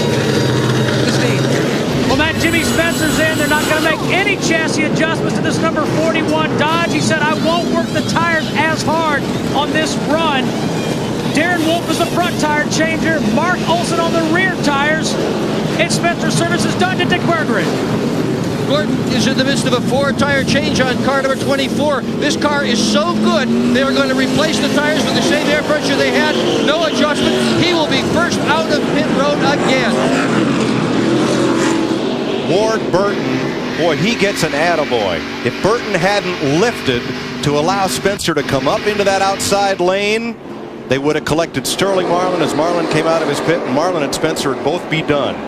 So there's my hero of the moment right there. That just averted disaster. It is so hard trying to get off this pit road, maintain the speed limit, get out of your pit, get in line in a hurry. Close quarters here at Darlington.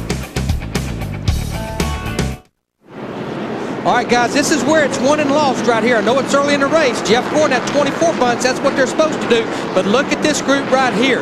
Comes in 6th, go out 2nd. That just makes that driver feel so good to know his crew did that for him. Yeah, and he's pretty good on new tires. I mean, he runs like crazy for about 10, 15 laps, and he starts to slide back. But he's going to give Jeff Gordon a run for his money right now. Tony Stewart right there. That's another one. They did their job. Comes in 9th, 7th. Those guys been picking him up positions all day long in the pits as we're ready to go green. 3rd caution period of the day cleaned up. Ready and green, green, green.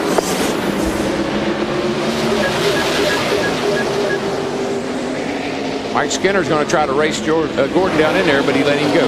Slid up. He's going to give Junior some room there.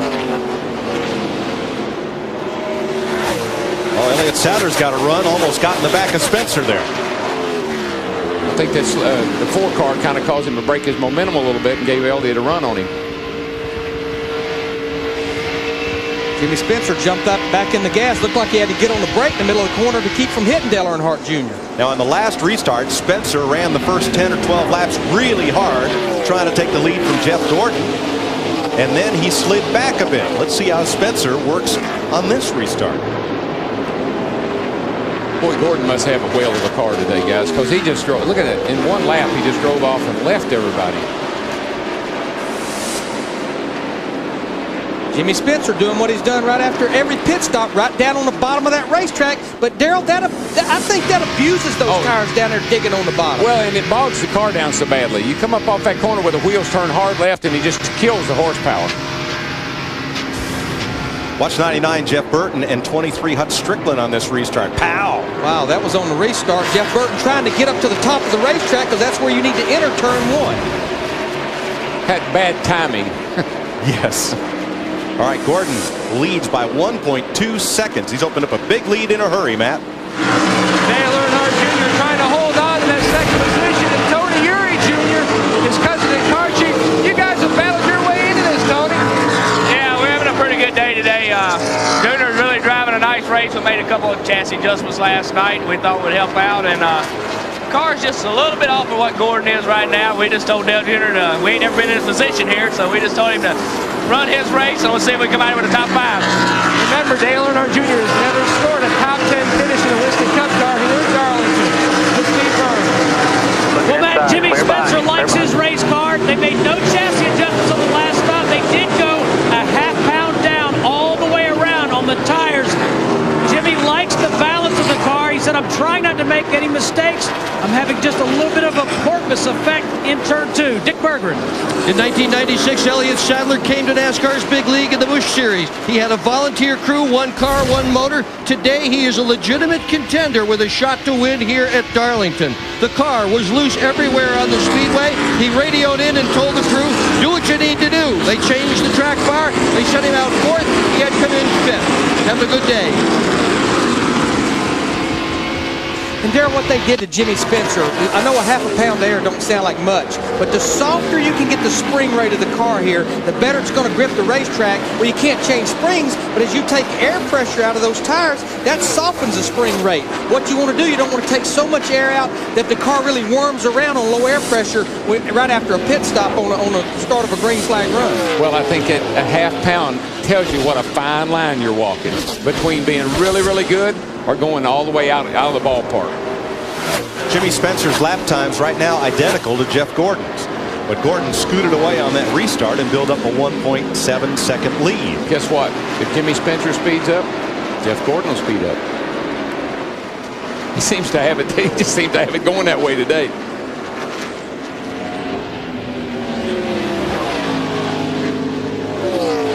Gordon's owner, Rick Hendrick, with 7 victories here at Darlington. Among active owners, trails only the Wood brothers and Richard Childress, who've each won here 8 times.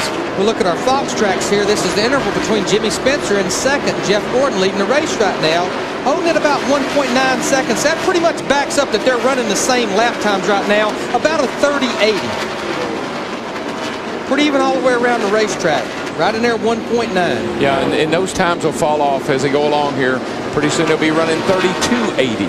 So he dropped off about 2 seconds in the period of a run. Actually, that lap, Jeff Gordon ran 30.77. Spencer run 30.90, about a 1/10 difference. And you know, down there in the garage or in the pits, you don't see that so much. But standing up here, boy, you see 2/10 in a hurry.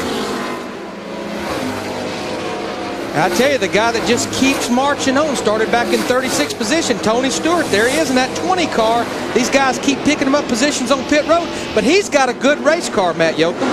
He certainly does, Larry, and especially to make it all the way back from 36. 2 stops ago, they made an air pressure adjustment and a track bar adjustment to help with the forward bite, and it has helped. Tony reported in, though, that after that lap 91 pit stop at lap 127, it started to give up. So they made a wedge adjustment on this last stop. Tony told me on Friday that he's won a Daytona and a Budweiser shootout. He won a 500 lap at Bristol in the night race, but he would love to have a Darlington victory on his racing resume. This is a special place for drivers. Now, forward bite's not something that your dentist can fix for you. What that is when you go to put the throttle down, the rear wheels won't hook up, and you have to keep pedaling that throttle pedal till you can get that forward bite, or the car gets grip up off the corner with the rear tires. Jerry Nadeau and Mark Martin. Mark Martin, you know, he came in here 4th in points. He has 3 top 10s this year. You know, he's just quietly back there doing his job right now. But you know what? Mark Martin pretty much owned this place in the Busch Series, won 8 races here, and he's all the way up to 15th position after starting in 31st. All right, we've just taken the crossed flags, which indicate halfway in the Carolina Dodge Dealers 400. Here's our Coors Light halfway recap. Ricky Craven started out on the pole, but got swept up in a wreck when Steve Park crashed while trying to lap Stacy Compton. Jeff Gordon took over the lead and has led every lap since. So we're at lap 149, just past the halfway point. Got a car coming down pit road, looks like a 30 car is back in. Jeff Green.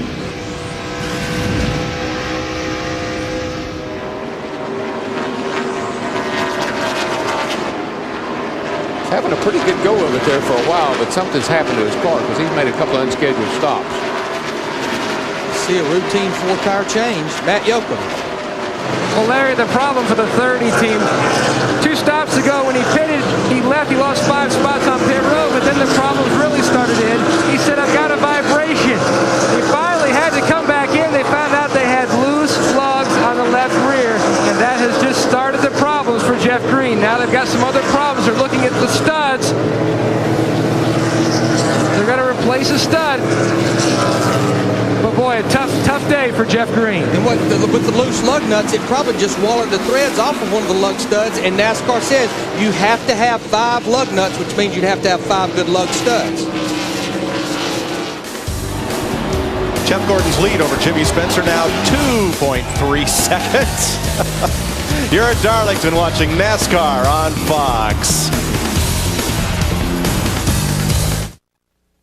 The Carolina Dodge Dealers 400 on Fox is brought to you by Dodge. You can take life as it comes, or you can grab life by the horns. Dodge. By Rocky Mountain Cold Coors Light. Are you ready for a cold one?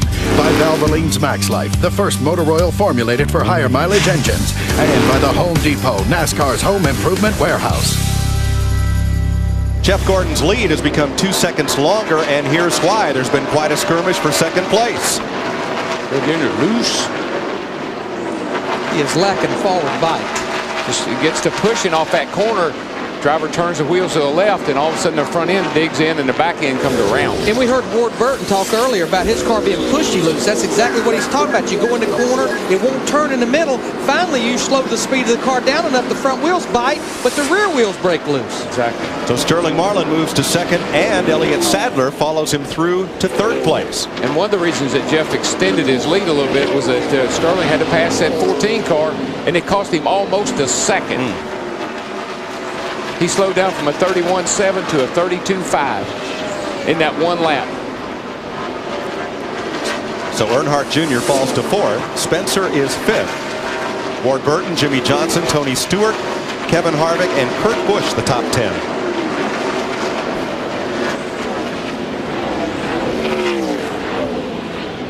Car's pretty well strung out all the way around the speedway right now. Not a whole lot of racing going on. Everybody's doing what we said, racing the track right now. Marlin holding about 4.6 seconds off the lead. And the thing that you don't know about the front 4 or 5 guys, just how hard are they running? How hard is Jeff Gordon running right now? And how hard is Sterling running trying to catch him? This is a point in the race where you just, what I like to call logging laps, because you want to get some laps in the books, get down near the end of this thing, then make your plays. One driver's having a pretty good day is Buckshot Jones. He's the only one of the 3 Petty cars currently running on the lead lap. He's been running in the top 20 most of the day, had a 12th at Atlanta, but he's going to pick up his best career finish here today. Yeah, his best friend was that caution flag a little earlier in the race. He was just about to get lapped on both cautions. When the caution came out, he was just about to get lapped by the leader.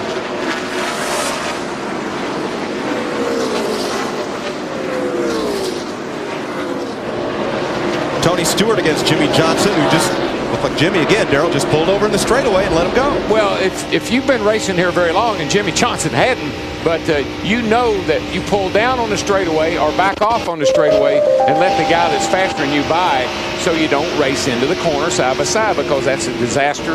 That's an ingredients for disaster when you race in the corner side by side here.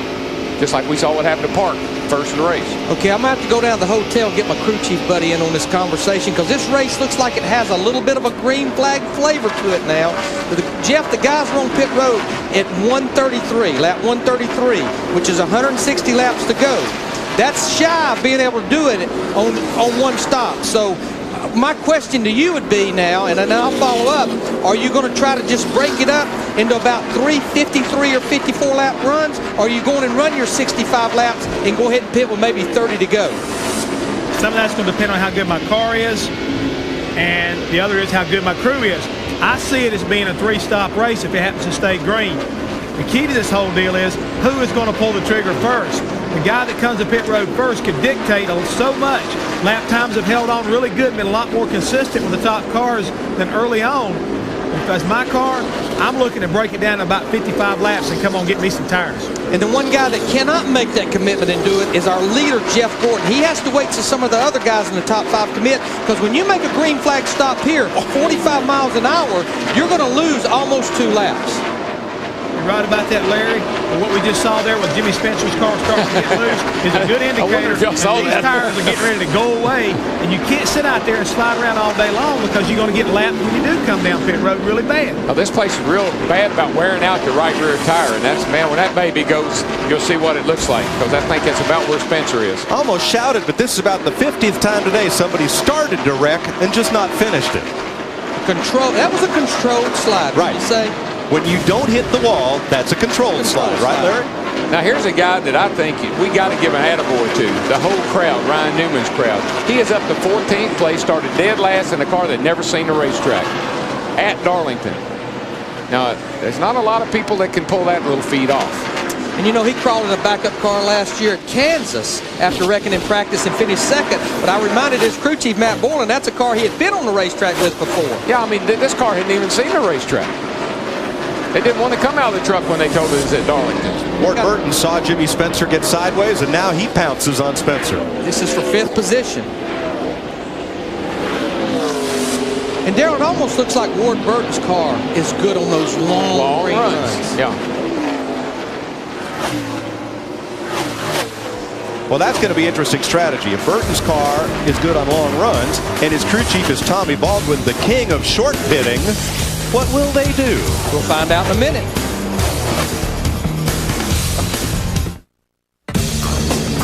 Welcome back to Darlington, South Carolina. The lady in black, tough on Steve Park and Ricky Craven, as well as Robbie Gordon. Craven, the pole sitter, gave it another try, but forced out of this one. The pole sitter has won this race just once in the last 17 tries. And Jeff Gordon, who started on the front row, your current leader. Let's look at the Dodge race summary. After 185 laps, 3 leaders, just 2 lead changes. And you see that 25 cars on the lead lap. And Jeff Gordon, who has led just 19 laps in his first 4 races this season, took over on lap 38 and has not let go. Jeff Hammond with me in the Hollywood Hotel.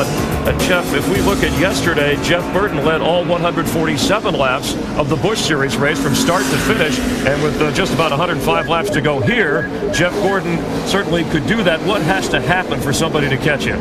To me, when you look at Jeff Gordon, you talk about what Jeff Burton did on Saturday. He's in a zone. I'm telling you right now, every now and then a driver will get in that zone. He gets the rhythm going, and you just can't break it. I mean, it's so hard to overcome that.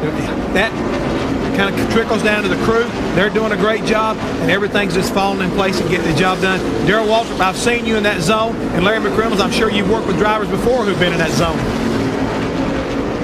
Yeah, at a place that's as tough as this is, you really got to focus and concentrate hard. And when your car's there for you, you can really make everybody else look like they're going to kindergarten. Tony Stewart started 36th, moves up past Jimmy Spencer into 6th place. He's in the zone. His car's working for him as well. Yeah, they have been for every race so far this year. It's unfortunate they had trouble at Daytona, because I believe you'd be looking at the point leader if it wasn't for that. Well, what did we say about him last September? Started back in the 30s and finished 4th. Yeah, but at about middle ways last year, this team really came into its own. They matured, started getting great runs, great finishes, winning races, and they have not let up. And we're starting to see a few green flag stops. Joe Nemechek in the 26, Brett Bodine in 11, John Andretti. These are guys that were about to go a lap down or was a lap down. They're trying to get that jump on those 4 fresh tires, see if they can get back on that lead lap. Well, Dick Berger. Well, Elliott Sadler right now is running in 3rd spot, and he's just heard some good words on his radio that he's running as fast as the leader. Pat Tryson, crew chief, how long are you going to stay out? Well, the motorcraft quality part's been getting pretty good gas mileage. We can probably go at about 210, but I don't think we'll go that far. It depends when all the leaders come. You don't want to be out there in old tires when they got new ones. So I'm guessing somewhere around 195 when everybody's all gone. That's about the number that Jeff Gordon is talking about as well, around lap 195. We talked about Ward Burton's crew chief, Tommy Baldwin, being the king of short pitting, meaning not running out the full tank of fuel, but coming in early to get fresher tires, to put on, to get lower lap times, to make everybody else then come in sooner than they wanted to. And another downside of staying out there on where a lot of other cars has come to pit road is they're out there on fresh tires. They're catching you at such a fast rate, you can't get out of the way quick enough. I think Johnny Benson brushed the wall, and he's coming pit side. Don't look like no tire rubs or anything. It's just a little flat. Right here we are. Don't spend a lot of time. Come on, come on, come on. 4 tires. Well, flat being the sheet metal, not the tires, but time to come in. Yeah, and what he's saying is don't spend a lot of time. Hey, we're not going to a show here. We're racing. Now just get the tires on and get out. So Benson falls from the lead lap, and now Ricky Rudd goes a lap down to the charge of Jeff Gordon. Ricky's in the 24th position, so we have 23 cars on the lead lap. The next one's that car right up there in front. The guy that led every lap yesterday, Jeff Burton, in that 99 car. His troubles continue. How about it, Matt? Is the king of short pitting polishing his crown down there? Well, Mike, you remember back in Tommy Baldwin's modified days, he was nicknamed Two-Tire Tommy for always taking on 2, and I doubt he'll take 2 anytime today. Tommy, when are you going to come back in for 4 tires? Well, car's a little tight, which making it loose off the corners and hurting the right rear tire, but we're going to be coming in about 10 more laps and make some adjustments to it. I went the wrong way in the last stop. Let's see what happens. They're still lacking forward by currently Ward Burton in the 4th position. If he comes in 10 laps, Larry, that'd leave him 89 laps to run. That would be too far. That would be too far. Everybody should have to make 2 more stops. You know, there are 4 cars officially out of this race. They had not marked Steve Park as officially out of the race. He's coming back in as Jeff Gordon comes to pit road. And trust me, the other guys cannot be far behind him. 21's coming in right behind him. So here come a bunch of cars. That's what Pat Tryson said. They do what the leader did, and so here they come. This is under green flag pit stops. And here comes the 17, here comes the 40. They're all coming now. When Gordon comes, they all come. And this pit road, it goes all the way from over the middle of turn 4 all the way down into turn 1. Dick Burton. Well, as soon as Jeff Gordon's guys jumped on the wall, Tryson and his guys jumped on the wall, and that's what started it. All the way down pit road, people got ready to pit. Jeff Gordon indeed set the tone for these pit stops. The car has been excellent all day long. No wrenches in the back of this automobile. They're on the rear tires already. Johnny Leclerc got it on. There they go. 21 also in. Elliott Sadler in for his pit stop. A little bit slower than Gordon. Not the best pit stop of the day that they have had. Steve. Well, Dick, Sterling Marlin comes to the attention of his crew. They have not called for any chassis adjustments. Clay Robinson on the front tires. Nate Kennan on the rear. A new rear tire carrier this week. Dwayne Trammell as Kennan comes to the rear tires. Rick Reeling is the jack man. Jerry Schweitz the gas man. No chassis adjustment for Sterling Marlin. Oh, trouble. Turn 4 down here. Trouble. Kurt Busch has crashed at turn 3 and now spinning his Hut Strickland and another car in the wall. Matt. And Mike, the 22 car is already on pit road. They went back on their wedge adjustment. As they look up and see the 11 car go smoking by, they're telling Tommy Baldwin about the caution. Nothing he could do. Car was already jacked up and the lug nuts off. Yeah, I mean, you might as well go ahead and complete the stop. Mark Martin's leading the race, and so he hadn't pitted yet, so it's going to put some guys that have put some guys in trouble. Oh, what a difference a caution flag. Yeah, sadly, it's they fall at the right time, and sometimes they fall at the wrong time. That was untimely. The circuit's sole remaining driver owner, Brett Bodine, is involved in that crash. We saw Kurt Busch go spinning as well up at turn number 3. I think the top 4 or 5 cars that were leading the race here before that happened, Spencer, Gordon, a couple of others, Sterling, I think they were ahead of Mark Martin, so they're going to be okay. The cars that hadn't pitted, Mark Martin, Bobby Labonte, and Tony Stewart, his teammate, Bobby Labonte's teammate. And Kurt Busch was the other one. Yeah, Kurt Busch was one of those. See if we can see what happened here. Pick it up there in progress as Busch went spinning back down to the track apron, and there Bodine tags Hut Strickland, who had checked up. Daryl, I'm not a big speculator. This is one of the worst places in the world coming on the pit road. I just wonder if Kurt Busch was trying to get on the pit road and that entrance snuck up on him. Yeah, there wasn't any problem. He spun the car around. What the problem was is a spotter or somebody hollered at those other guys. They ran over each other. They lifted and ran over each other. See, he has no damage. He just spun coming on, trying to get on pit road. And his caution flag put a lot of cars down. He's still on the lead lap in 4th. Where's that Shamrock now that I need it, you know? The Carolina Dodge Dealers 400 on Fox is brought to you by UPS, official delivery company of NASCAR. We want to race the truck. People love the truck. At the time of the caution flag, the pace car picked up the leading driver who had not yet pitted. You see him at the top of your screen, Mark Martin. First time he's led this year, along with Bobby Labonte, and Kurt Busch. Now, because the pace car picked up Mark Martin, the drivers who had pitted had to fall in line behind him. So now that Mark has gone to pit road, he'll come back out, and several of those drivers are still behind the pace car, but they'll be ahead of the race leader on the tail end of the lead lap. And they include Dale Earnhardt Jr., Elliott Sadler, Michael Waltrip, Bill Elliott. Yeah, he'll be leading the race, but he's going to restart this race in about 13th or 14th position. And we're going to have some fun now, boys. Oh, yeah.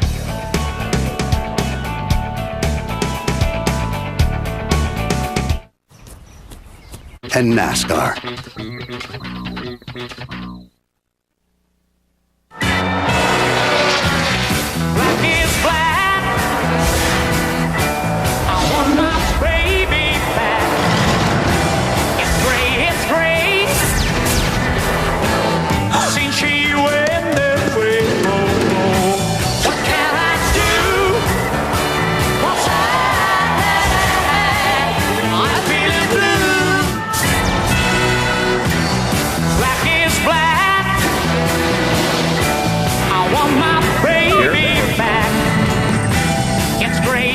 And the Lady in Black has taken a toll here. 4 cars officially out. 18 cars yesterday in the Busch race here at Darlington. That was a record. The 1 car, remember, it's not how you start, it's how you finish. And the 1 car was Steve Park, which went out on lap 38. Steve Park making his return here after a 6-month absence. Darlington is back, coming back on the track, 158 laps down, and there is Steve Park. So at least wants to finish his comeback in this race. We're under our 4th caution. Jeff Gordon, our leader, and we're getting ready for a restart that could be a real adventure here. It's going to be an adventure. I can guarantee you that right now. We've got Jeff Gordon leading this thing, followed by Sterling Marlin, but we've also got about 10 cars that are in front of them. Because of that caution flag, guys have made pit stops. They're on the tail end of the lead lap. They're trying to stay ahead of Jeff Gordon. Believe you me, when this thing goes back green, it's going to be exciting. And Jeff Gordon, the off-the-track distraction, and also trying to end a streak of 12 straight races in which he has not finished in the top 5. His last win was Kansas last September. Now let's check in now with our Matt Yoakum down on the track. Matt? Well, Chris, I'm down here in the 20 pit, and Greg Zipadelli, you were talking about a track bar adjustment. What'd you guys do to the 20? We just went up a little in the left rear, down a little in the right rear pressure, and up a half round, about 1/8 of an inch in the track bar. We're kind of fighting just a little tight end, but I can't give up any forward bite on the exit, so we'll just keep working on it. Home Depot Pontiac's been running good. Guys in the pits have been awesome all day. Got us up in the top 5 here, and hopefully we can finish it off there. Now, the 22 got caught when the caution came out on pit road. They had to come back in. How close were you guys to pitting? We were a couple cars behind them. We were kind of debating whether to try and get 5 laps, 5 points. Everybody else had come. We didn't want to give up that much on Sicker, so we came, but we just kind of exited back through pit road here, and it kind of worked out for us. Kept us on the lead lap. Currently in the 5th position. Steve? Well, Matt, with Lee McCall, crew chief for Sterling Marlin. Lee, you've done a great job coming from the rear of the field, but now the question is, can you get to that 24 and pass him? The 24 car, he's always good here. You know, what we got to do is keep racing this old racetrack, and you know, hopefully we can bow those guys at the end. But Coors Light Dodge has run flawless all day, and Sterling's done a great job for us. So again, we'll just keep racing the racetrack and just be there at the end. All right, thanks, Lee. Let's go to Dick Bergeron. Strange times for 5-time Darlington winner Bill Elliott. He had just committed to the pit area. They were in the process of their pit stop when that caution flag came out. They took right side tires only, went back out on the speedway, rotated around the racetrack a few times, came back in and took the left side tires. The result, he is now running in 20th spot. Chris? All right, Jeff Gordon tied with 4 drivers for 3rd. With 5 wins all time here at Darlington, hoping to make it 6. We'll be back live getting ready for the restart in just a moment. The Carolina Dodge Dealers 400 on Fox is brought to you by Napa Auto Parts. Napa, we keep America running. Lap and a half to the restart. Now remember the last time Jeff Gordon and Sterling Marlin restarted nose to tail. Watch what happens down in the lower right corner of your screen. This is what happened at Daytona in the 500. Marlin and Gordon get together, and you'll hear Jeff's explanation of it to his team. I mean, Sterling hung back so much there that, I mean, you know, And then we had Fendergate, and the rest was history. Ward Burton won the Daytona 500. Now, go figure this out. I mean, they're first and second back there, but they're 10 cars back. You're Dale Jr. Hey, you're leading the race, but you're not leading the race. You're not the race leader, but you'll be first out on the restart. So he had this conversation with his crew. Elliot wants to know if you're going to pick the high line or the low line. Which one you want? Tell him I'm going in the corner first. Just tell him, man. Yeah. All right. Tell him, man. Take the high line, then you'll control the start of the race. The inside line don't control the start of the race. You'll have a hard time telling Elliot that, Tony. I'll get up the high line and I'll beat him down in the corner. He'll be all right. Now these cars are on the tail end of the lead lap. There's a spotter, Ty Norris. I'm just a messenger. Don't shoot me. When the caution came out, the pace car picked up Mark Martin as the leader. Everyone else who had already pitted fell in line behind. Then when Martin pitted, under caution, everyone else could pull up to the pace car, but they couldn't come all the way around. That's why these cars are trapped on the tail end of the lead lap behind the pace car. It's going to get interesting here in a minute.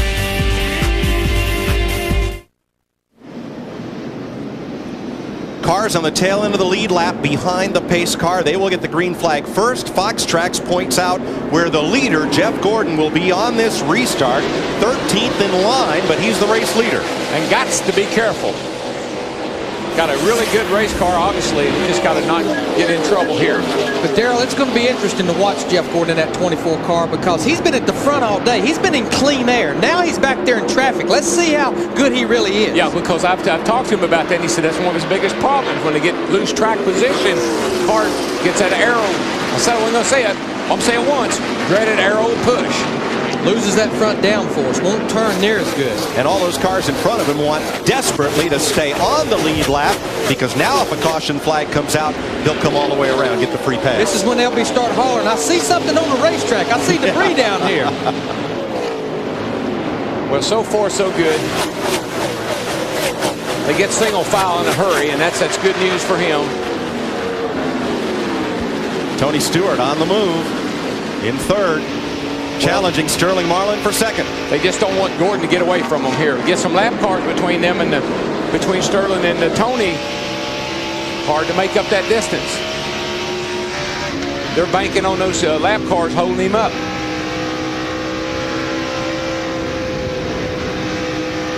Every time Gordon goes by one of these cars in front of him now, he's putting them a lap down. Here are the cars on the tail end of the lead lap out in front of Jeff Gordon.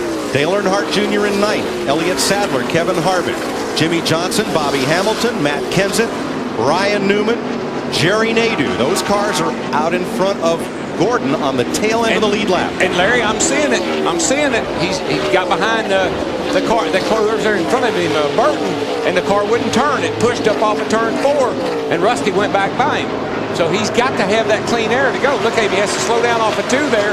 He had to lift out of the throttle. Here comes Stewart. Got inside of Marlin and Bill Elliott up in the high lane. Stewart came to second. The bottom of the racetrack's working for Tony now, and he can go. And Jeff Gordon is not going just as we anticipated. He's having trouble with those lap cars. Larry, nobody's saying save those tires now. Now you've got to go. You have to go if you're one of those cars up there and wanting that caution flag. And this is when the spotter and the crew chief, everybody's got to really be on their toes. And you got to tell Jeff, don't get frustrated. The thing will come around to you. Just don't get frustrated, make a mistake. Look at our interval right here. You kept seeing it get smaller and smaller. Now, Rusty has passed him twice. That's the second time Rusty's got back around him. Gordon passed him back down here in 1 and 2. Tony Stewart is right there. Wallace is 19th, and that puts him on the tail end of the lead lap. He's been on and off the lead lap about 3 times now in the last few laps. Yeah, since the restart. Yeah. Right now, Jeff Gordon in the 24, he's moved to the bottom of the racetrack. He saw how good it was working for Tony Stewart. And there again, the spotter, the crew chief, everybody's got to say, Stewart's on that bottom. Got to take a look at it. Last lap, though, Jeff Gordon ran a 31.07. Stewart ran a 30.95, over a 10th faster.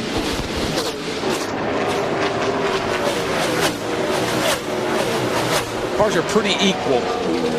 It all depends on what line you decide to run. I believe Tony's going to try to dive under Gordon here. No, they're sliding up the hill. It's almost like Gordon is looking in his mirror and kind of blocking his line.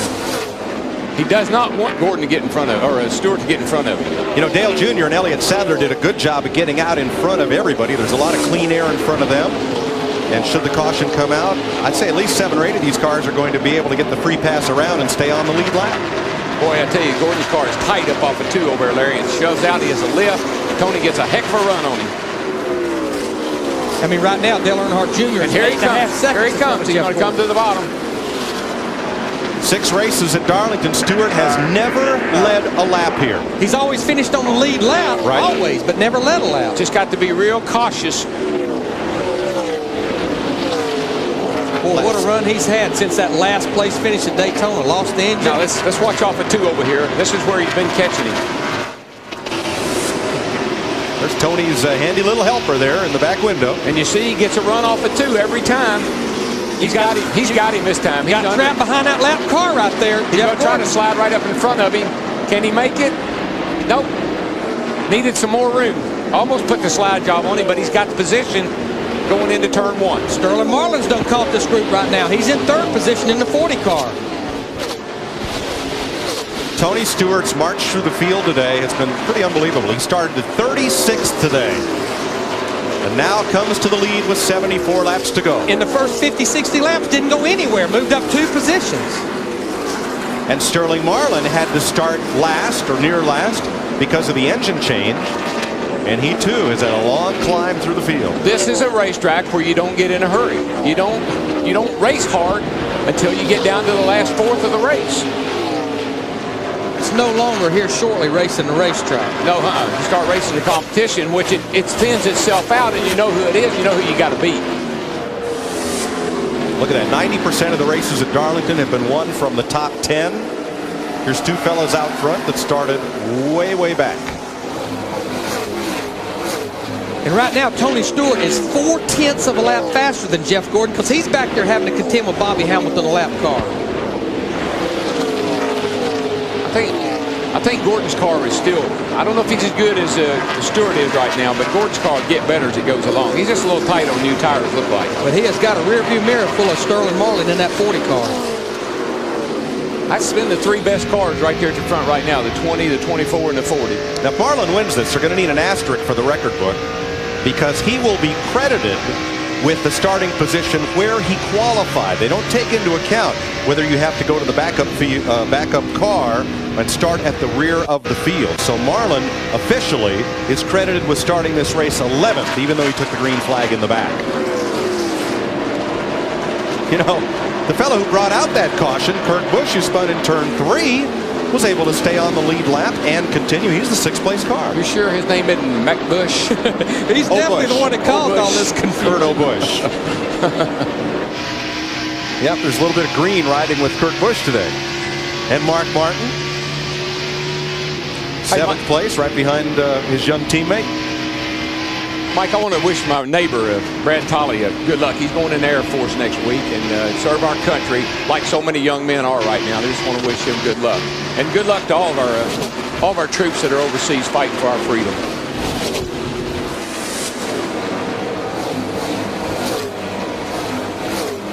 And the guy that restarted this race, leading it, not leading it, but leading the pack, Dale Earnhardt Jr., he's 10.5 seconds out there in front of Tony Stewart leading this race, but he's where Jeff Gordon was all day long, clean air. He's out there giving that field the goodbye look. But he and Elliott Sadler. Caution. All these guys would love to see a caution. He and Elliott Sadler, Harvick, Jimmy Johnson, Ryan Newman, Matt Kenseth, they would all benefit from a caution right now. We're under green at Darlington. Check this out. Bob here needs a car. Whoa. How about a pickup? A black one. With a place for my bike. With 2 million new and used cars, you're sure to find the one you want at Autotrader.com. Need a loan? Oh, yeah. Autotrader.com. Your car is waiting. Crash in the back straightaway coming off turn number 2. A ferocious A ferocious crash in the back straightaway off turn number 2. Tony Stewart, the leader around. Mark Martin's in it. Ward Burton's in it. One car got completely sideways and the track was blocked. Look at the damage to Schrader's car. He is climbing out. His teammate Johnny Benson is involved. Kurt Busch, you see his damaged car.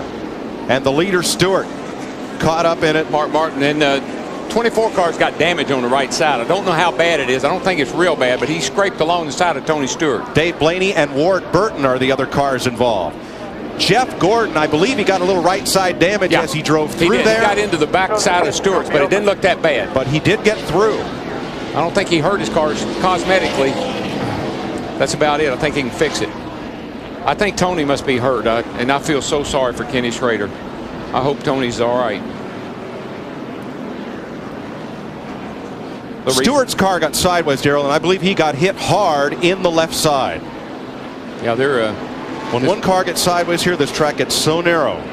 There's nowhere for anyone to go. Damage to Buckshot Jones. I think he actually was involved in something that started all of this off turn 2. Yeah, old Bush has gone to the garage now, by the way. And all those cars that were on the tail end of the lead lap do get the free pass around. Well, the 24 and the 40, the pace car. Little damage on the right front of the 24, but not very much. Of the lead lap cars, about the only 2 cars that was not involved is the 24 and the 40, and we're hearing that Jeff Gordon may have a little bit of damage. Yeah, he's got a little bit, but not very much. He's okay. Dick Berggren. He definitely has got some damage. They've been talking on the radio about it. The most important thing they want to do is to clear the fender so that there's no chance of that fender hitting the tire. Right now they're beating on the right front corner, trying to get that fender out. They want to make sure that there's no contact with the tire. There is now, however, a hole in that fender area. That's not going to help him at higher speed. Right side tires are on. They're going to change the left side tires. Tough break for Jeff Gordon back there in the traffic, and he just got into it. The race off pit road is won by Marlin, then Earnhardt Jr., Sadler, and Harvick. Being a lap down wasn't so bad, was it? Not for those fellows, but a melee in the backstretch. Again, Dave Blaney involved, Tony Stewart, Jimmy Spencer, Kenny Schrader, Kurt Busch, and I believe Ward Burton. Let's see what happened coming off turn 2. There's Tony all by himself. Going low. Oh, Buckshot got in trouble. He was sideways off turn 2, got loose, and Tony Stewart just came up on him so fast, nowhere to go. There's where Jeff Gordon got the damage. Sterling Marlin gets through, and Bill Elliott gets through. Oh, and there's the hit. Goodness. Spencer just pile drove Stewart's car. There you see Ward Burton get caught up in it, and a host of cars on the outside.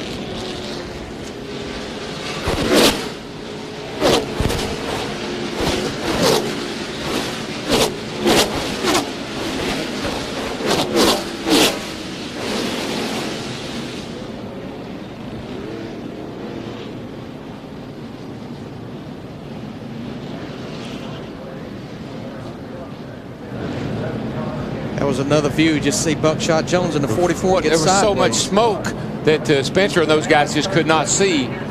There's all the smoke out there. So watch, these guys are coming here and they can't see. They're coming out of the smoke. It's like coming out of a bank of fog. Wow, what a hit. Oh, my goodness. And at that speed, Darrell, from 300 feet away, what can you do? Well, there's nothing. You're at just the mercy of the track, either opening up and you slip through. In front of you there. Watch in front of you there. Come on, come on, come on. Go back to the caution. Go back to the caution. Come on. 24 is the leader. Watch the 9 outside.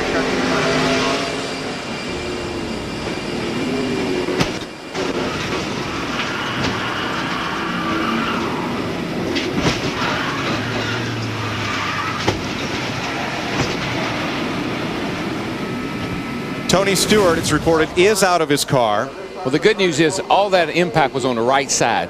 Yes. That wasn't in the driver's side. You can see there on the right side. I'm sure he's shaken up quite a lot. They're stabilizing him there with stuff around his neck. And our folks report that Tony Stewart was moving when they put him on the stretcher. And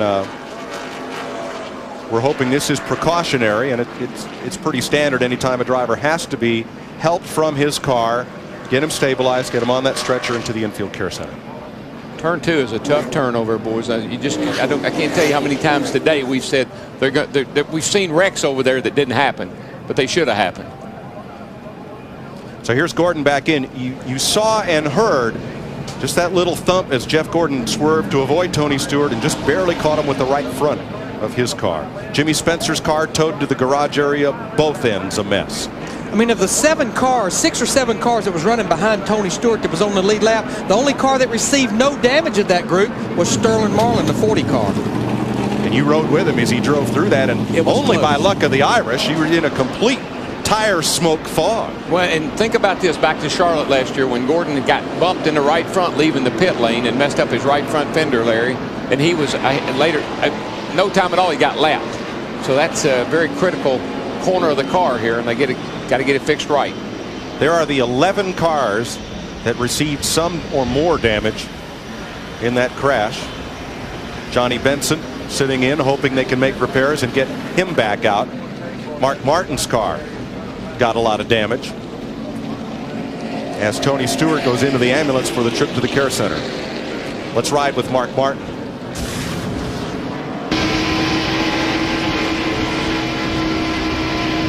Slow down, slow down, slow down, slow down, slow down, slow down. Couldn't see a thing. Check up. Johnny Stay Benson. high. You got one right in the racetrack high. Wrecking real bad, can't tell.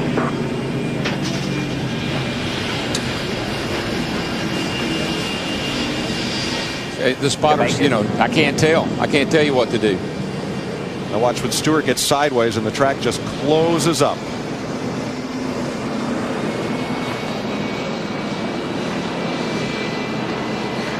What a tangled mess.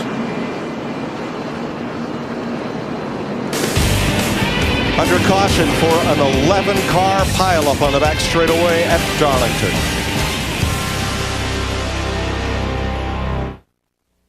The Carolina Dodge Dealers 400 on Fox is brought to you by the Flame-Broiled Whopper from Burger King, America's favorite burger. At BK, you got it. By Autotrader.com, new, used, buying or selling. It's the ultimate in automotive classifieds.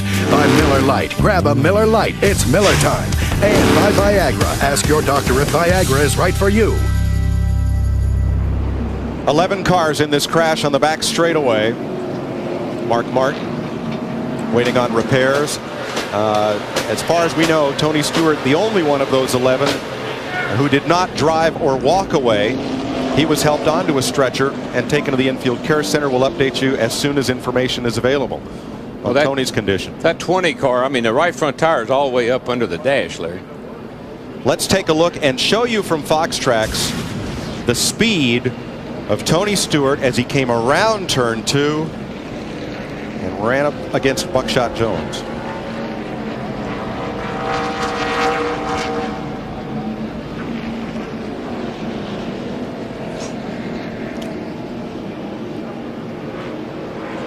Once Jimmy Spencer piles into Tony, the track becomes blocked. There's nowhere for these guys to go.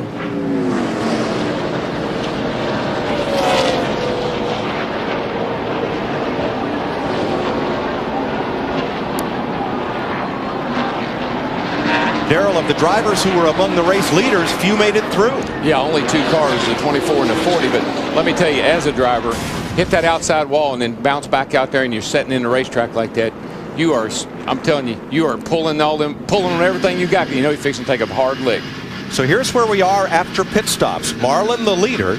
Dale Earnhardt Jr., one of those cars that got the free ride around behind the pace car, stayed on the lead lap. Earnhardt Jr. second. Elliott Sadler's third. Kevin Harvick, Ryan Newman. Then Matt Kenseth, Jimmy Johnson, Rusty Wallace, and Bill Elliott, who snaked through there. Then Jeff Gordon, Jerry Nadeau, and Jeff Burton. Those would be the lead lap cars. And of those 12 cars, 10 of them was out there wanting a caution flag to get back around to get behind the leader. And I know we talk about the veterans, but we got a lot of young guys up there right now. And it's far from over. Caution out for an 11-car crash as Tony Stewart, trying to lap Buckshot Jones, triggered a melee.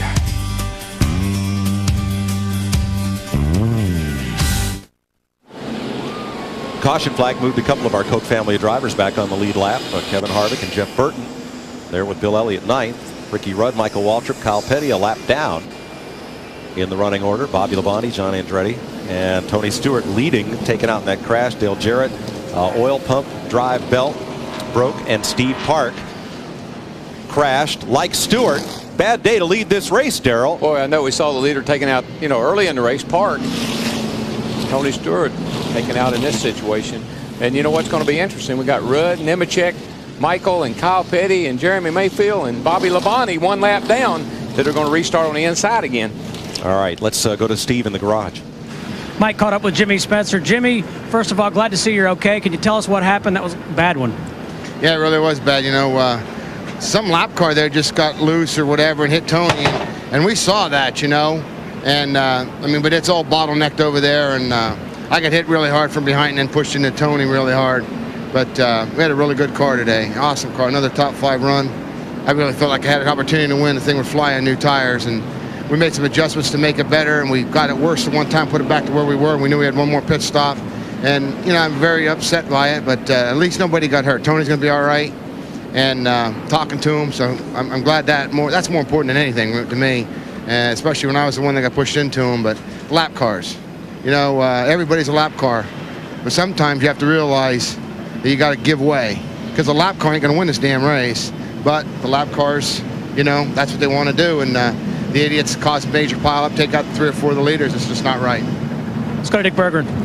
Jeff Gordon has told his crew that when he got into the accident, he simply could not see. There was so much smoke there. He has made 5 pit stops, during which they put a piece of plastic like this on the right front nose to give him the proper aerodynamics. It is riveted in. It is also taped in by one of these foot-wide, actually several of these foot-wide pieces of tape. And just a few moments ago, Gordon, who is right now 12th on the speedway on the lead lap, told the crew it's one of the best cars he's ever had here at Darlington. They've loosened the car up a little bit because he's got some traffic to go through before he gets to the front.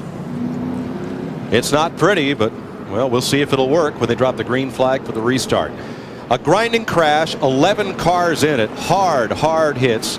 10 of the 11 drivers walk away, and as Jimmy Spencer pointed out, the other Tony Stewart is going to be okay. All because of NASCAR safety implements. Jeff Hammond.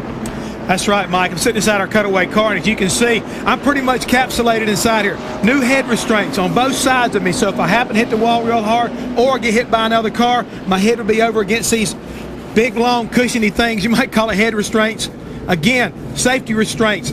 Nice, wide belts. 6-point harness a lot of times to keep the drivers pulled down really tight in these cars so they don't have any problems. And you can see door bars here, second to none as far as the workmanship right here to try to protect the drivers. That's why when Tony Stewart took a shot over in the right side, he was able to, to withstand that shot, as well as the rest of the drivers that were involved. You don't think about just the guys who walked away, but in Tony's case, more than likely, these new safety restraints with these head deals especially, as well as the Hans or the Hutchins device, probably minimize his injuries today, and I bet you he'll be back at Bristol ready to go again. Thanks, Jeff. Mark Martin's returned to the race, minus a lot of sheet metal. Here's another look at it. Tony commits low as Buckshot Jones then comes right down the racetrack. Yeah, but what happened is Buckshot got loose, and then when he tried to catch it, it just came down in front of Tony. And it was Kenny Schrader, who got into the back of Jimmy Spencer, sending Spencer headlong into Tony Stewart. Let's go to Steve. Mike, we've caught up with Kenny Schrader. Team hard at work on the front of this Pontiac, but there's not much left. Kenny, what happened? Spotters said turn 2, and wow, that's where I'm at, and a lot of smoke. I couldn't see what happened. I saw on the TV that something, I guess, started with the 44 and the 20, just when I saw, but just a lot of smoke, and you go into it and you just know there's a good chance you're not going to make it through, and then just guys kept running into one another. Just heavy impact? Well, it's just quick stops. You weren't running that fast and stuff, or you don't think you are, I guess. You're running faster than you think. And yeah, I went over Tony, and he was a little groggy, but looked like everybody'd be okay. Glad you're okay, Kenny. Thanks. Yeah, the reason I felt kind of sorry for Schrader was, he was the first guy to car down in Daytona back last February, and I worried about him. So Sterling Marlin, the point leader, becomes the race leader. He was like a champion. He laid back and was smart. Yes, he did. Look, I couldn't see nothing. All of a sudden, smoke cleared, and there's that 20. Barely missed. That's a hell of a job, Sterling.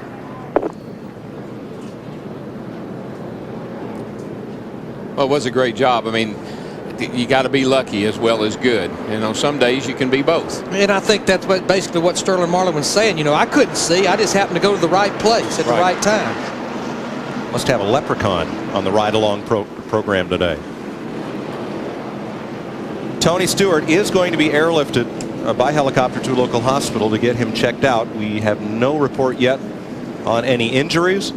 Our hope is that this is precautionary. We have had 2 drivers tell us that they've talked to Stewart and he's going to be okay. Well, might get sighting here again, boys.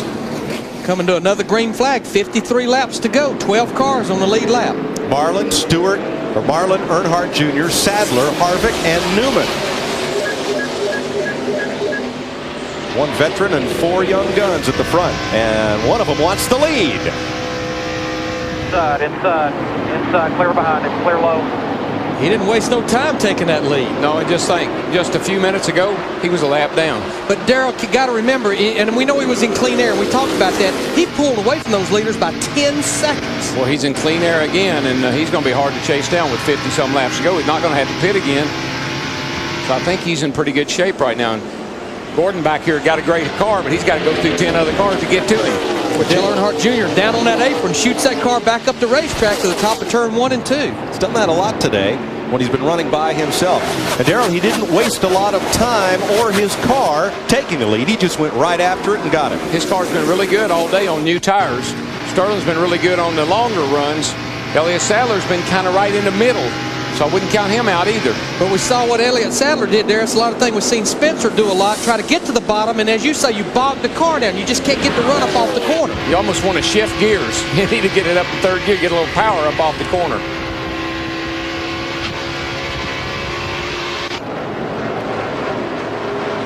All these cars now are at pit road lap 225. That's 68 laps to go. As far as any strategy, you just go to you see a checkered flag, or if we see another caution flag, you'll get 4 more tires. Yeah, don't be hollering about tires, because you're going to go to the finish on what you got. As I like to say, you got what you got. You got what you got. Now work your hands and not your mouth.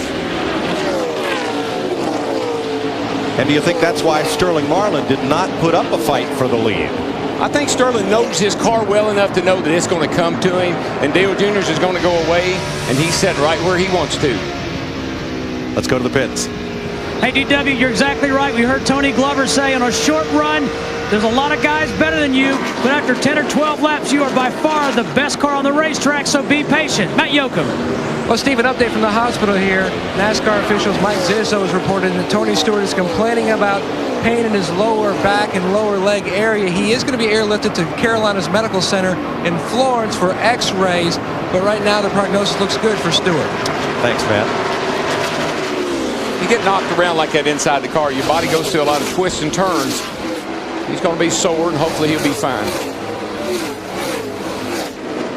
The bad news is he's got to run 500 miles at Bristol next weekend. Oh, boy.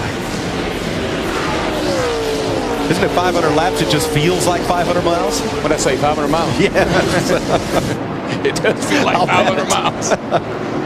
You know, I've been watching the score monitor, and I think this says a lot for how good Dale Earnhardt Jr.'s car is. Our monitor will tell us who ran the fastest lap when they ran it. Dale Earnhardt Jr. has run the fastest lap of his race just 3 laps ago, 29.97. Boy, that's faster than anybody. Nobody's been in the 29 since the race started. But those young guys out front, they can gas it up. Especially you put them with less than 100 laps to go. The race pace has picked up. 8 drivers have just turned their fastest lap of the race. And I tell you, I think why that is, we were under 15 laps of caution. NASCAR blew the racetrack with the blowers. Got all the debris off of it, got all the rubber off of it. She's got a little more grip than she had before that caution. Yeah, and it's late in the day, and I'm sure our track temperatures have probably come down some, so that's picked up the speed.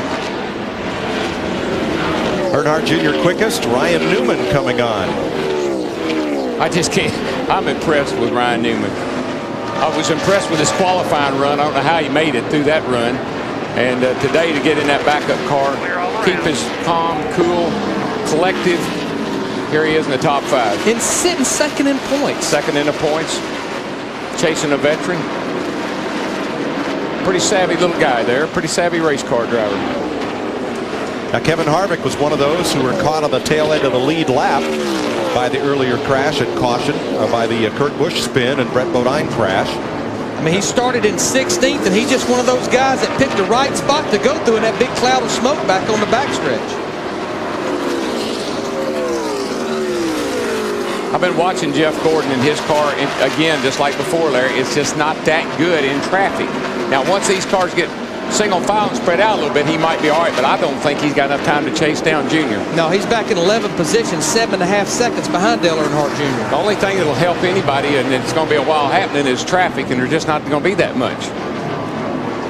Now, you see, he's a little quicker than Junior. That number, well, now it goes back up again. It was coming down.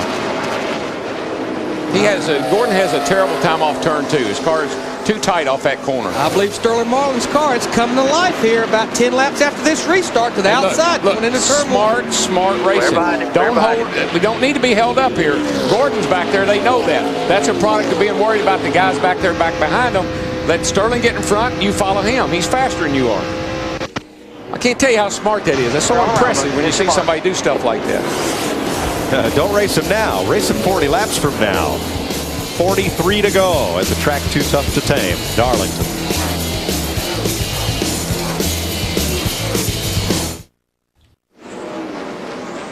Welcome back to Darlington. Wonder what that fella drove to the track today.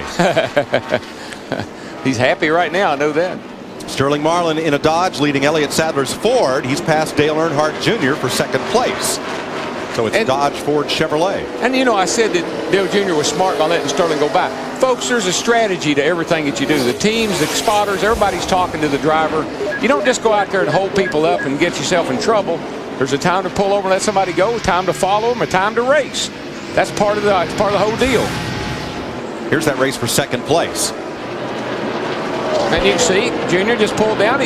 His spotter called him, his crew called him and said, look, 21's faster than you are, let him go. Just like he did for Sterling Marlin a few laps ago. And we beat ourselves to death here about racing the track. He's racing the track. Now there's Tony Stewart, who is going to be airlifted for X-rays.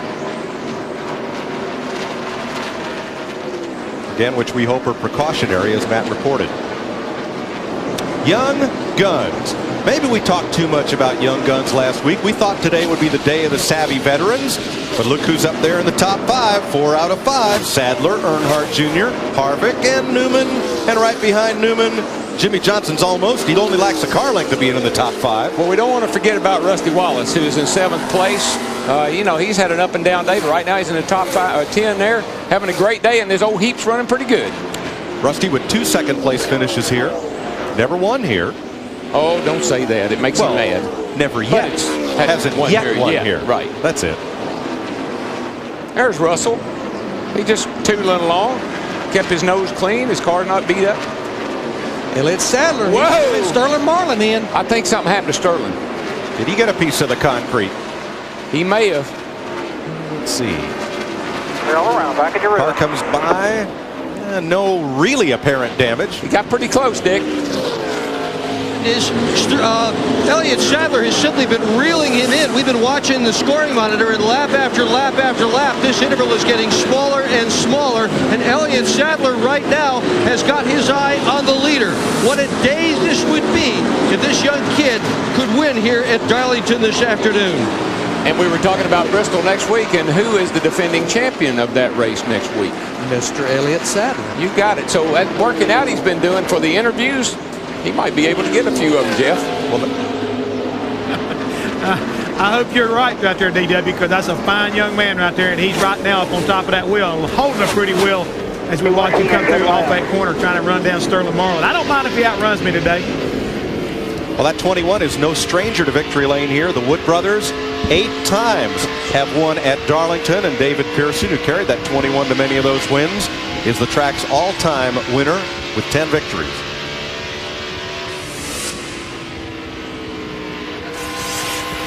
Clear. You saw Mark Martin, who returned to the racetrack. Ward Burton has also come back on track after that crash. Came in here 3rd in points. Every lap is important when you're battling for that championship. 31 laps to go at Darlington on Fox. The Carolina Dodge Dealers 400 on Fox is brought to you by Dodge. You can take life as it comes, or you can grab life by the horns. Dodge. fifth place is the race. Ryan Newman battling Jimmy Johnson, trying to hold Johnson off for fifth. They've been battling for about 25 laps. Well, this is the Rookie of the Year battle as well, right here. And they got to use, you know, it's getting late in the day, and they got both of them in the top, let's see, 5 here. 6th, 5th, and 6th. They got to take care of their stuff and not wreck each other. That's the main thing. Darrell, 8 of the top 10 drivers right now have never won here. And pretty young, too. Here comes Johnson down on the inside of Ryan Newman down here. Never thought Dale Earnhardt Jr. we could say he's older than 4 of these guys, 27 years old. The Wood brothers have 8 victories here. Cale Yarborough gave them their first back in 1968. David Pearson won 6 times. And Neil Bonnet, the Southern 500, 1981. The most recent win here for Glenn and Leonard Wood. Here's Dick. Leonard Wood, one of the original members of the Wood brothers, first came to this racetrack in 1953. Now age 67. Guess who was underneath the hood of the race car this morning setting up the carburetor on Elliott Sadler's car? Leonard Wood nervously watching his car running in second spot. Oh, what a shame. Jerry Nader in the 25 car, one of the lucky guys, got that back on the lead lap a while ago. He's had a really not a good year. His best finish 15th at Las Vegas. He was running 10th, and here he comes to pit road with about 20-something laps to go. Dave Blaney back in the race and in the pits, back into the race after that crash. Let's go back down to Dick. Well, Jeff Gordon has called into his pit crew and said he thinks he has a tire going down in that number 24 car. Luck is fleeting, especially at this place. Yeah, I mean, Gordon sits there, leads the race, uncontested, gets in trouble off of turn 2, no fault of his own, and now his day's gone down to 2. But you know, his real turning point was not of his making, Darrell. Oh, yeah. He had came to pit road for 4 tires, routine pit stop. Kurt Busch, we think, misses pit road, brings the caution out, puts him back in the field. Now look at him here. Yep. Well, it's been a bad day to be the leader. Steve Hart led the race, ran over a lapped car.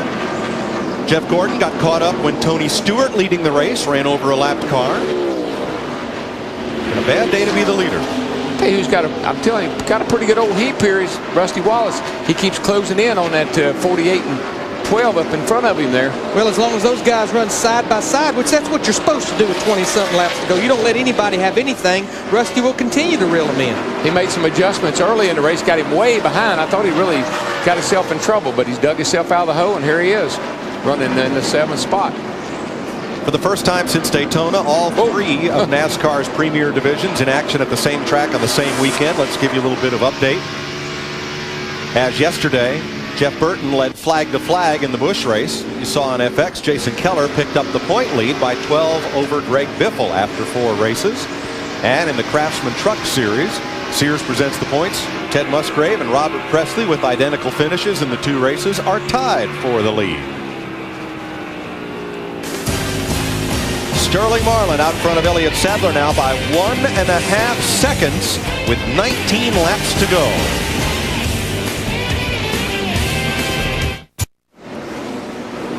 Welcome back to Darlington. Mike Joy with Larry McReynolds and Darrell Waltrip. We're closing in. We're 15 laps to go. Marlin, Sadler, and Earnhardt.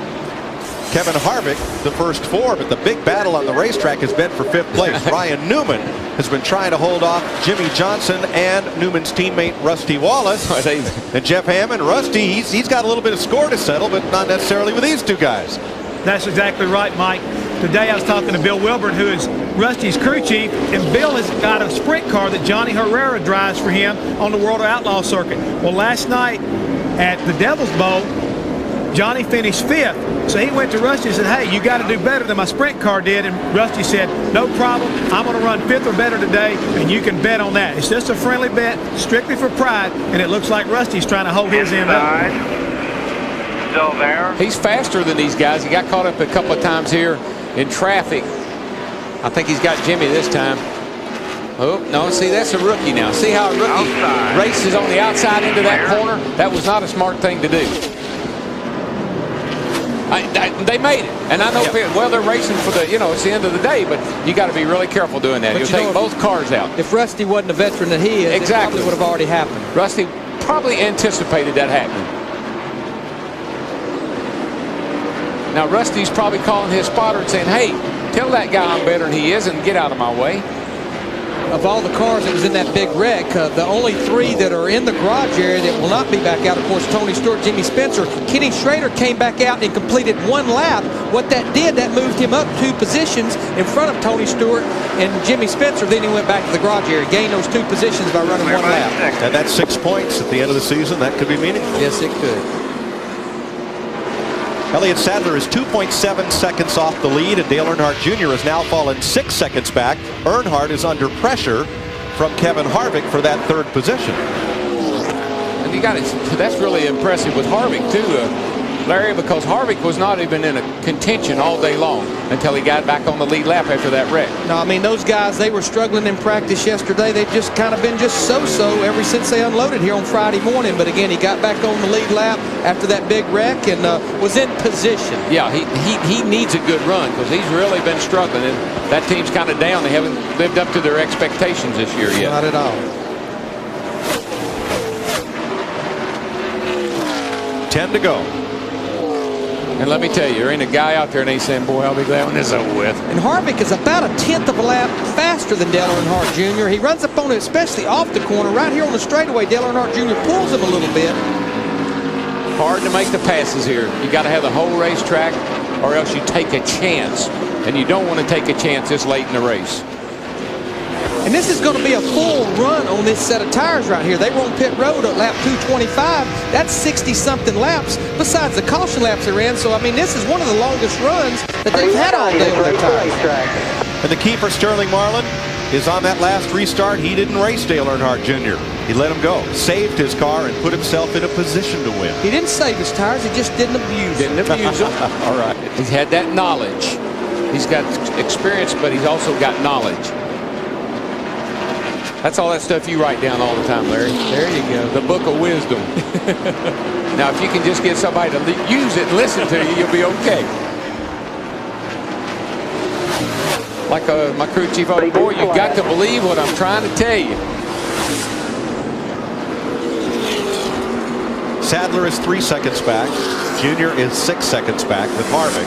Ryan Newman is 9 seconds back with Jimmy Johnson and Rusty Wallace. Then Matt Kenseth 11 seconds back in 8th. Jeff Gordon is 9th. Bill Elliott 10th. Jeff Burton 11th.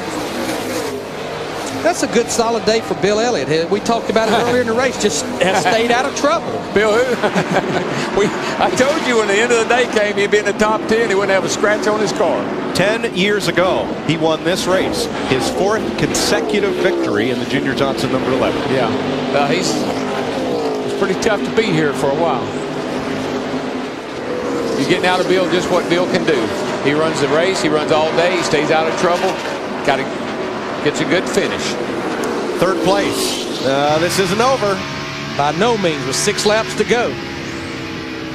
Earnhardt Jr. and Harvick. And they have enough cushion on Ryan Newman back in 5th in the 12 car. They can get up here and go after it a little bit. Harvick pulls right up on the rear bumper. Dale Earnhardt Jr. Harvick's been beating him, getting down in the corner right there, down to the bottom side. Now, will it stick? No, but here's the thing. Remember how Junior pulled over and let the 40 and the 21 go by? So there by nose, still there. Clear, all clear, all clear. I don't think he was just waving to him. No, he wasn't. That's cooling off that glove because it was smoking. Yes. So I ain't pulling over for you there, bud. You're going to have to get by me. Man, what a battle between these two guys. Well, they're having fun. Now, believe it or not, these two guys are probably having fun. Oh, he did it. He pulled over, Darryl. He's pretty smart. He done had enough on the front stretch. Close as fast as your mirror. Well, you talk about double dipping. They double dipped all the way through turn 4 here. You want that spot that bad? You just go ahead. Yeah. I'll deal with you later. Hey, what are you thinking? Man, is the race about over with? I'm sliding around you all over the top of me. If third's that important to you, just have at it. I think Junior's just trying to hang on, right here to get to the finish. He's 3.5 more laps. We'll get us a good, nice top 3 or 4. Top 4. Yeah, he has a big handful right there. He's going to have a hard time holding off for the 12 car because he is closing in a hurry. 14 up here again.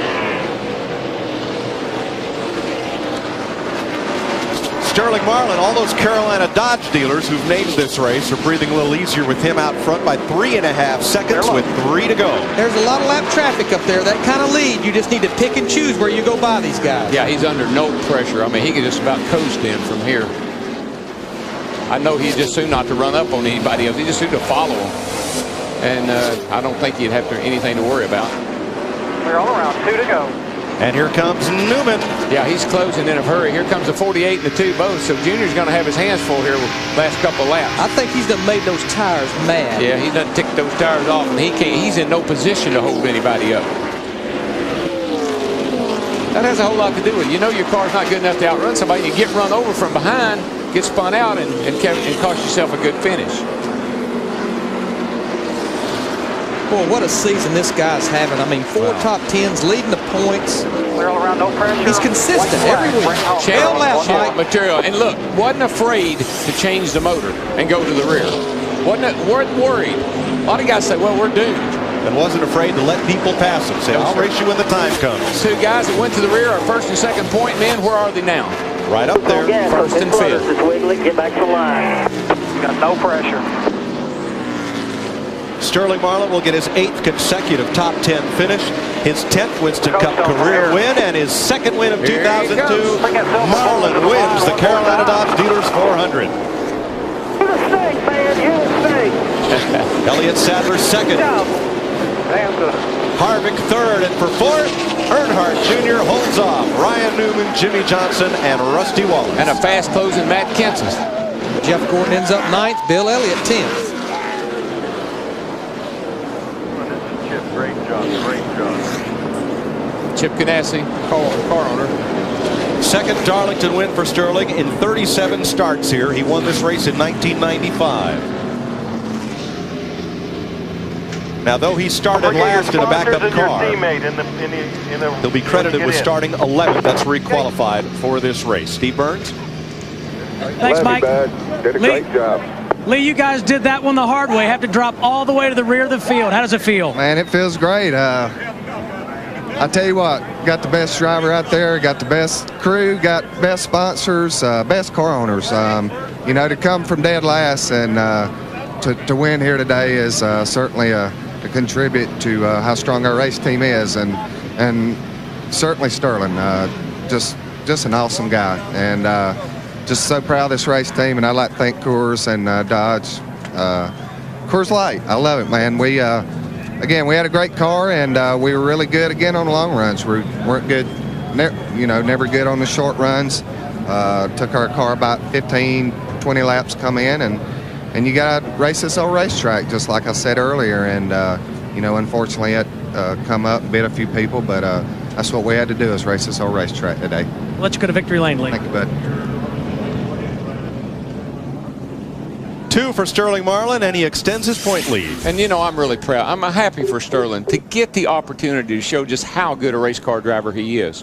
Sterling he has probably the most experience of anybody in the garage area right now, and he's been with a lot of teams, but this one is the right one for him, the right combination. They're doing all the right things. Tony Glover's there with him. They they've worked well together in the past. Lee McCall doing a great job working on the car. All that stuff he got at the headrest and everything makes it a little difficult to get out sometimes.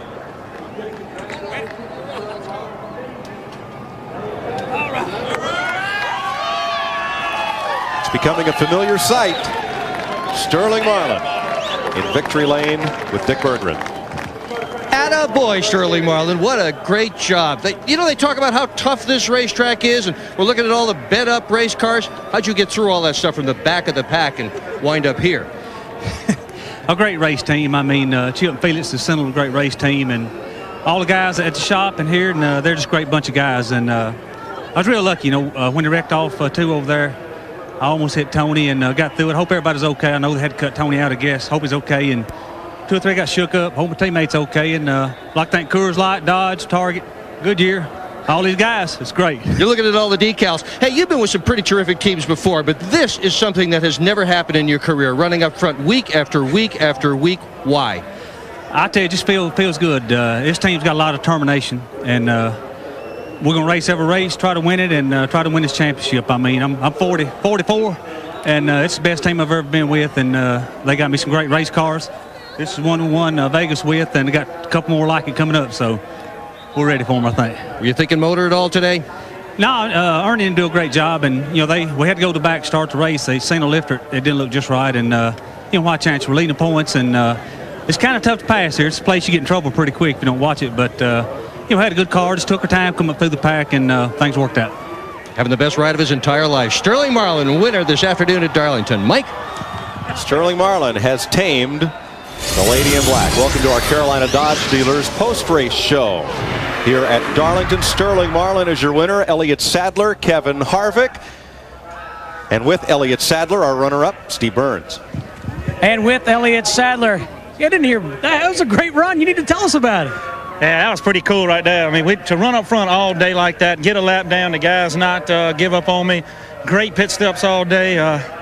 This Motorcraft Ford Taurus is pretty good. The owner made a decision Thursday morning before we left to come here. We switched cars. This was not the car we were going to bring, but those guys decided to bring it here, and it paid off. Great finish. All right, great run, Elliott. Let's go to Matt. Well, Junior, back when you made your first start here, when you completed that race, I said, how do you sum it up? And you said it was like you and about 10 cartons of TNT Dynamite. How about today? It's a little bit better.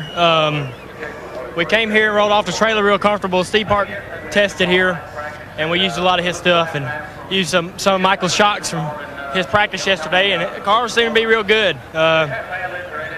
Just not quite as good, as the 40 and the 21, them guys, but to get out of here with a top 5 is the first one we've ever had, so I'm real happy, real excited. Good for our point situation, maybe a bump us up 10th or so. I never knew you drove a limo on an ice rink before. Yeah, that's kind of what it's like. It's kind of like driving a Zamboni, but it gets old. But on new tires, it's a lot of fun.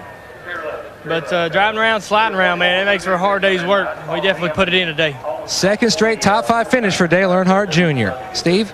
Well, thanks, Matt. Caught up with Ryan Newman. Ryan, you guys did it the hard way again. You had to go to the rear, had a great qualifying run. Tell us about your day. Well, like you said, we had a great qualifying run on Friday, but I think we cut a left rear tire down in practice, and I got loose and got up and got in the wall, and I had to go to the backup car for race day here. And it just says a lot about the team to bring a brand new race car right off the truck. No time on the racetrack at all. This is the first lap. This car's turn today was the first lap of the race, and the pit stops were awesome. Just a great day for us in LTL Ford, and there's a lot of good things we can bring out of this. Great job, Brian. Let's go back to Matt. Well, Steve, coming in today, Kevin Harvick averaged a 30th place finish. And how about today? The old lady in black, you didn't do too bad. No, we struggled a little bit at the beginning, but we kept ourselves on a lead lap. And then about the third or fourth stop, car came on. We got ourselves solidly in the top 10 and got caught under the pits, under the green in the pits there. And luckily, that was a good thing, it looked like. So we gained a couple spots off of that wreck, but I think we had a top 7 or 8 car, and we needed this for these Goodwrench guys and everybody on this team. We'll see you next week at Bristol. To Dick Berggren. With Chip Ganassi, he has just waded through the entire crew, shaking hands with just about everybody on the way. Mister, everything you touch in auto racing winds up in victory lane. What is your magic touch? My magic touch is I'm fortunate to run into some great people, and whether it starts down here with Felix Sabatas or Andy Graves and Tony Glover and Sterling and Ernie Elliott and just the whole gang. I'm lucky that I run into good people. That's what it is. This guy, doesn't matter. Indy cars, Winston Cup cars, he wins in all of them. Sterling Marlin, second time this year as a winner, celebrating there with the Dodge dealers in victory lane. Elliott Sadler gets his second place finish of the year, finishes second at Daytona 500 and second here today. Yeah, and you don't want to come to Darlington unless you got your work clothes on. Right. That's what you have. That's a day's work, just like Dale Jr. said. Bill Elliott dodged the big wreck there, ends up in the top 10. We asked Sterling Marlin about was he worried about the motor. He wasn't worried about the motor. I'm sure what he was worried about was getting to the front without having a problem. The attrition was high. 9 drivers failed to finish, ended up in the garage. That will turn some of the top 10 of the points topsy-turvy, with Tony Stewart, who came in here 5th in the standings, being one of those. Not a good day to be leading the race. No, except day to lead. Except at the end. Yeah, right. Pole sitter Ricky Craven finishes 41st. Looked like he had a car that was going to be up there contending for the win. And how about those rookies finishing 5th and 6th? Let's go back downstairs to Steve. And we've caught up with one of them, Jimmy Johnson. Boy, look at the leaderboard. You come here, finish 6th. the cool thing is if you walk around this race car, there isn't a stripe or any dents or anything on it. So the guys in the fab shop, there's no work from my side. So just honestly, this is probably the highlight of my career to come here and be this competitive at Darlington. We got caught down a lap in the pits when the caution came out, and then, you know, had the big wreck on the backstretch where we were able to get back caught up. And this is awesome. All the support from Hendrick Motorsports, everyone at home watching, all the departments, and all the support from the Lowe's employee owners. We're having a blast. This is cool. I can tell. Congratulations. Let's go to Chris. All right, thank you very much. So let's have a look at the point standings. Sterling Marlin, who came in as the leader, fattens that lead, but Ryan Newman trying to hang with him, and Rusty Wallace, who has never won here in Darlington, with a strong finish to move up to 4th. And you see the rookie Jimmy Johnson, Jeff Gordon 6th, with Jeff Hammond here in the Hollywood Hotel. It was not a good day. This was really a theater for the bizarre, with some of the different storylines we had working and some of the crashes we had, from Steve Park's return, Jeff Gordon trying to snap out of his slump, certainly Tony Stewart trying to win back-to-back races. Sterling Marlin ends up winning it. Let's go early. Steve Park had the lead and led on lap 38 until this wreck took place. Yes, right there. He's trying to get under Stacy Compton, a lap car, and as a lot of the drivers said, it felt like that was very influential as far as him getting into him and then eventually wrecking, putting him out of the race. And returning to racing, to the scene that knocked him out 6 months ago, Steve Park was able to at least return in the race in his car. As for Tony Stewart, he had the lead. This is on lap 226. And Buckshot Jones slowing down, causing Stewart to wreck. And then with the smoke, obviously a number of cars. You see Jeff Gordon sneaking by, Sterling Marlin. But then the Chip Ganassi car with Jimmy Spencer actually being pushed from Ken Schrader and running into him. Yeah, all that smoke right there, Chris. And everybody keeps talking about lap traffic. Lap traffic, and these racetrack in particular, it's so slick off of turn 2. We saw Buckshot Jones. He got loose. The 20 car of Tony Stewart came in there, didn't have a place to go. They collected each other up, and next thing you know, we had a massive crash over there. We're very lucky that Tony Stewart wasn't more injured than what he was. 11 cars involved, and because of some of the safety improvements from the Hans or the Hutchins device or some of the other safety devices in the car, everyone walked away except Tony Stewart. He was taken, the official release here, to Carolina's hospital system in Florence by air, Florence, South Carolina. He was conscious and alert, complaining of pain in his lower back. He was also complaining of numbness and tingling in his left foot. As you got to look at Victory Lane and Sterling Marlin and his gang. But Tony Stewart will undergo a CAT scan of the head, back, and abdomen. But some of the other drivers did speak with him and said he was in good spirits and appears to have gotten out of that in terrific shape when you consider the wreck. And the key, that pileup, really, is we saw the cars going through Jeff Hammond. Sterling Marlin, one of those, to get through without any serious damage to his car, and then he was able to maintain that lead later. And we were able to hear him over the air calling Tony Glover and Lee McCall, letting them know, man, I'm coming through the smoke, and all of a sudden I turned, and he saw there was Tony Stewart. He made the right decision. He cut underneath Tony Stewart, avoided that accident right there, and it had to be the key moment as far as his victory is concerned. Then his knowledge of the racetrack and experience came together. He was able to maintain a certain pace, didn't get excited with Earnhardt when he took the lead from him, got it back, and drove to victory. Sterling Marlin, a captain on his high school team as a quarterback and linebacker when he played football, so used to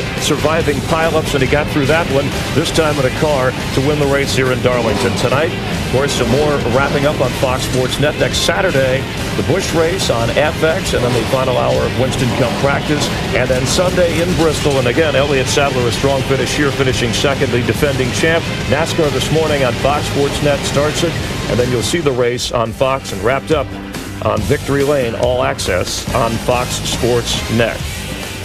Sterling Marlin, your winner. The lady in black, tough on a number of cars.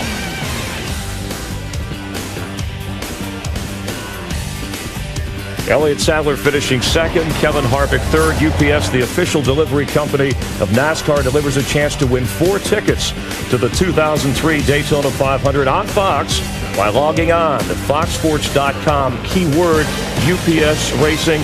Quickly, Jeff Hammond, a couple of other storylines. Dale Earnhardt Jr., the rookies, Ryan Newman, and Jimmy Johnson finishing 5th and 6th. You really can't say enough about it. There was a perfect example of how Ryan Newman is showing he's got a lot of support, I think, from the Penske group. He's very calm, came to the back of the pack, stayed second points after a tough race. And the drought for Jeff Gordon continues. 13 straight races, finishing out of the top 5. And again, his last victory came last September in Kansas. But the 11-car crash up the key as Sterling Marlin made it through and all the way to victory lane. A number of other drivers surviving well. Once again, the track that has the nickname Too Tough to Tame took its toll on the best drivers in the world. Steve Park did return to racing. Jeff Gordon did lead the most laps. Tony Stewart did have the lead, but after the 11-car pileup, Sterling Marlin survived to win. Happy St. Patrick's Day. We'll see you next week in Bristol, Connecticut. For all of us, I'm Chris Myers. Thanks for watching NASCAR on Fox. Hey, everybody.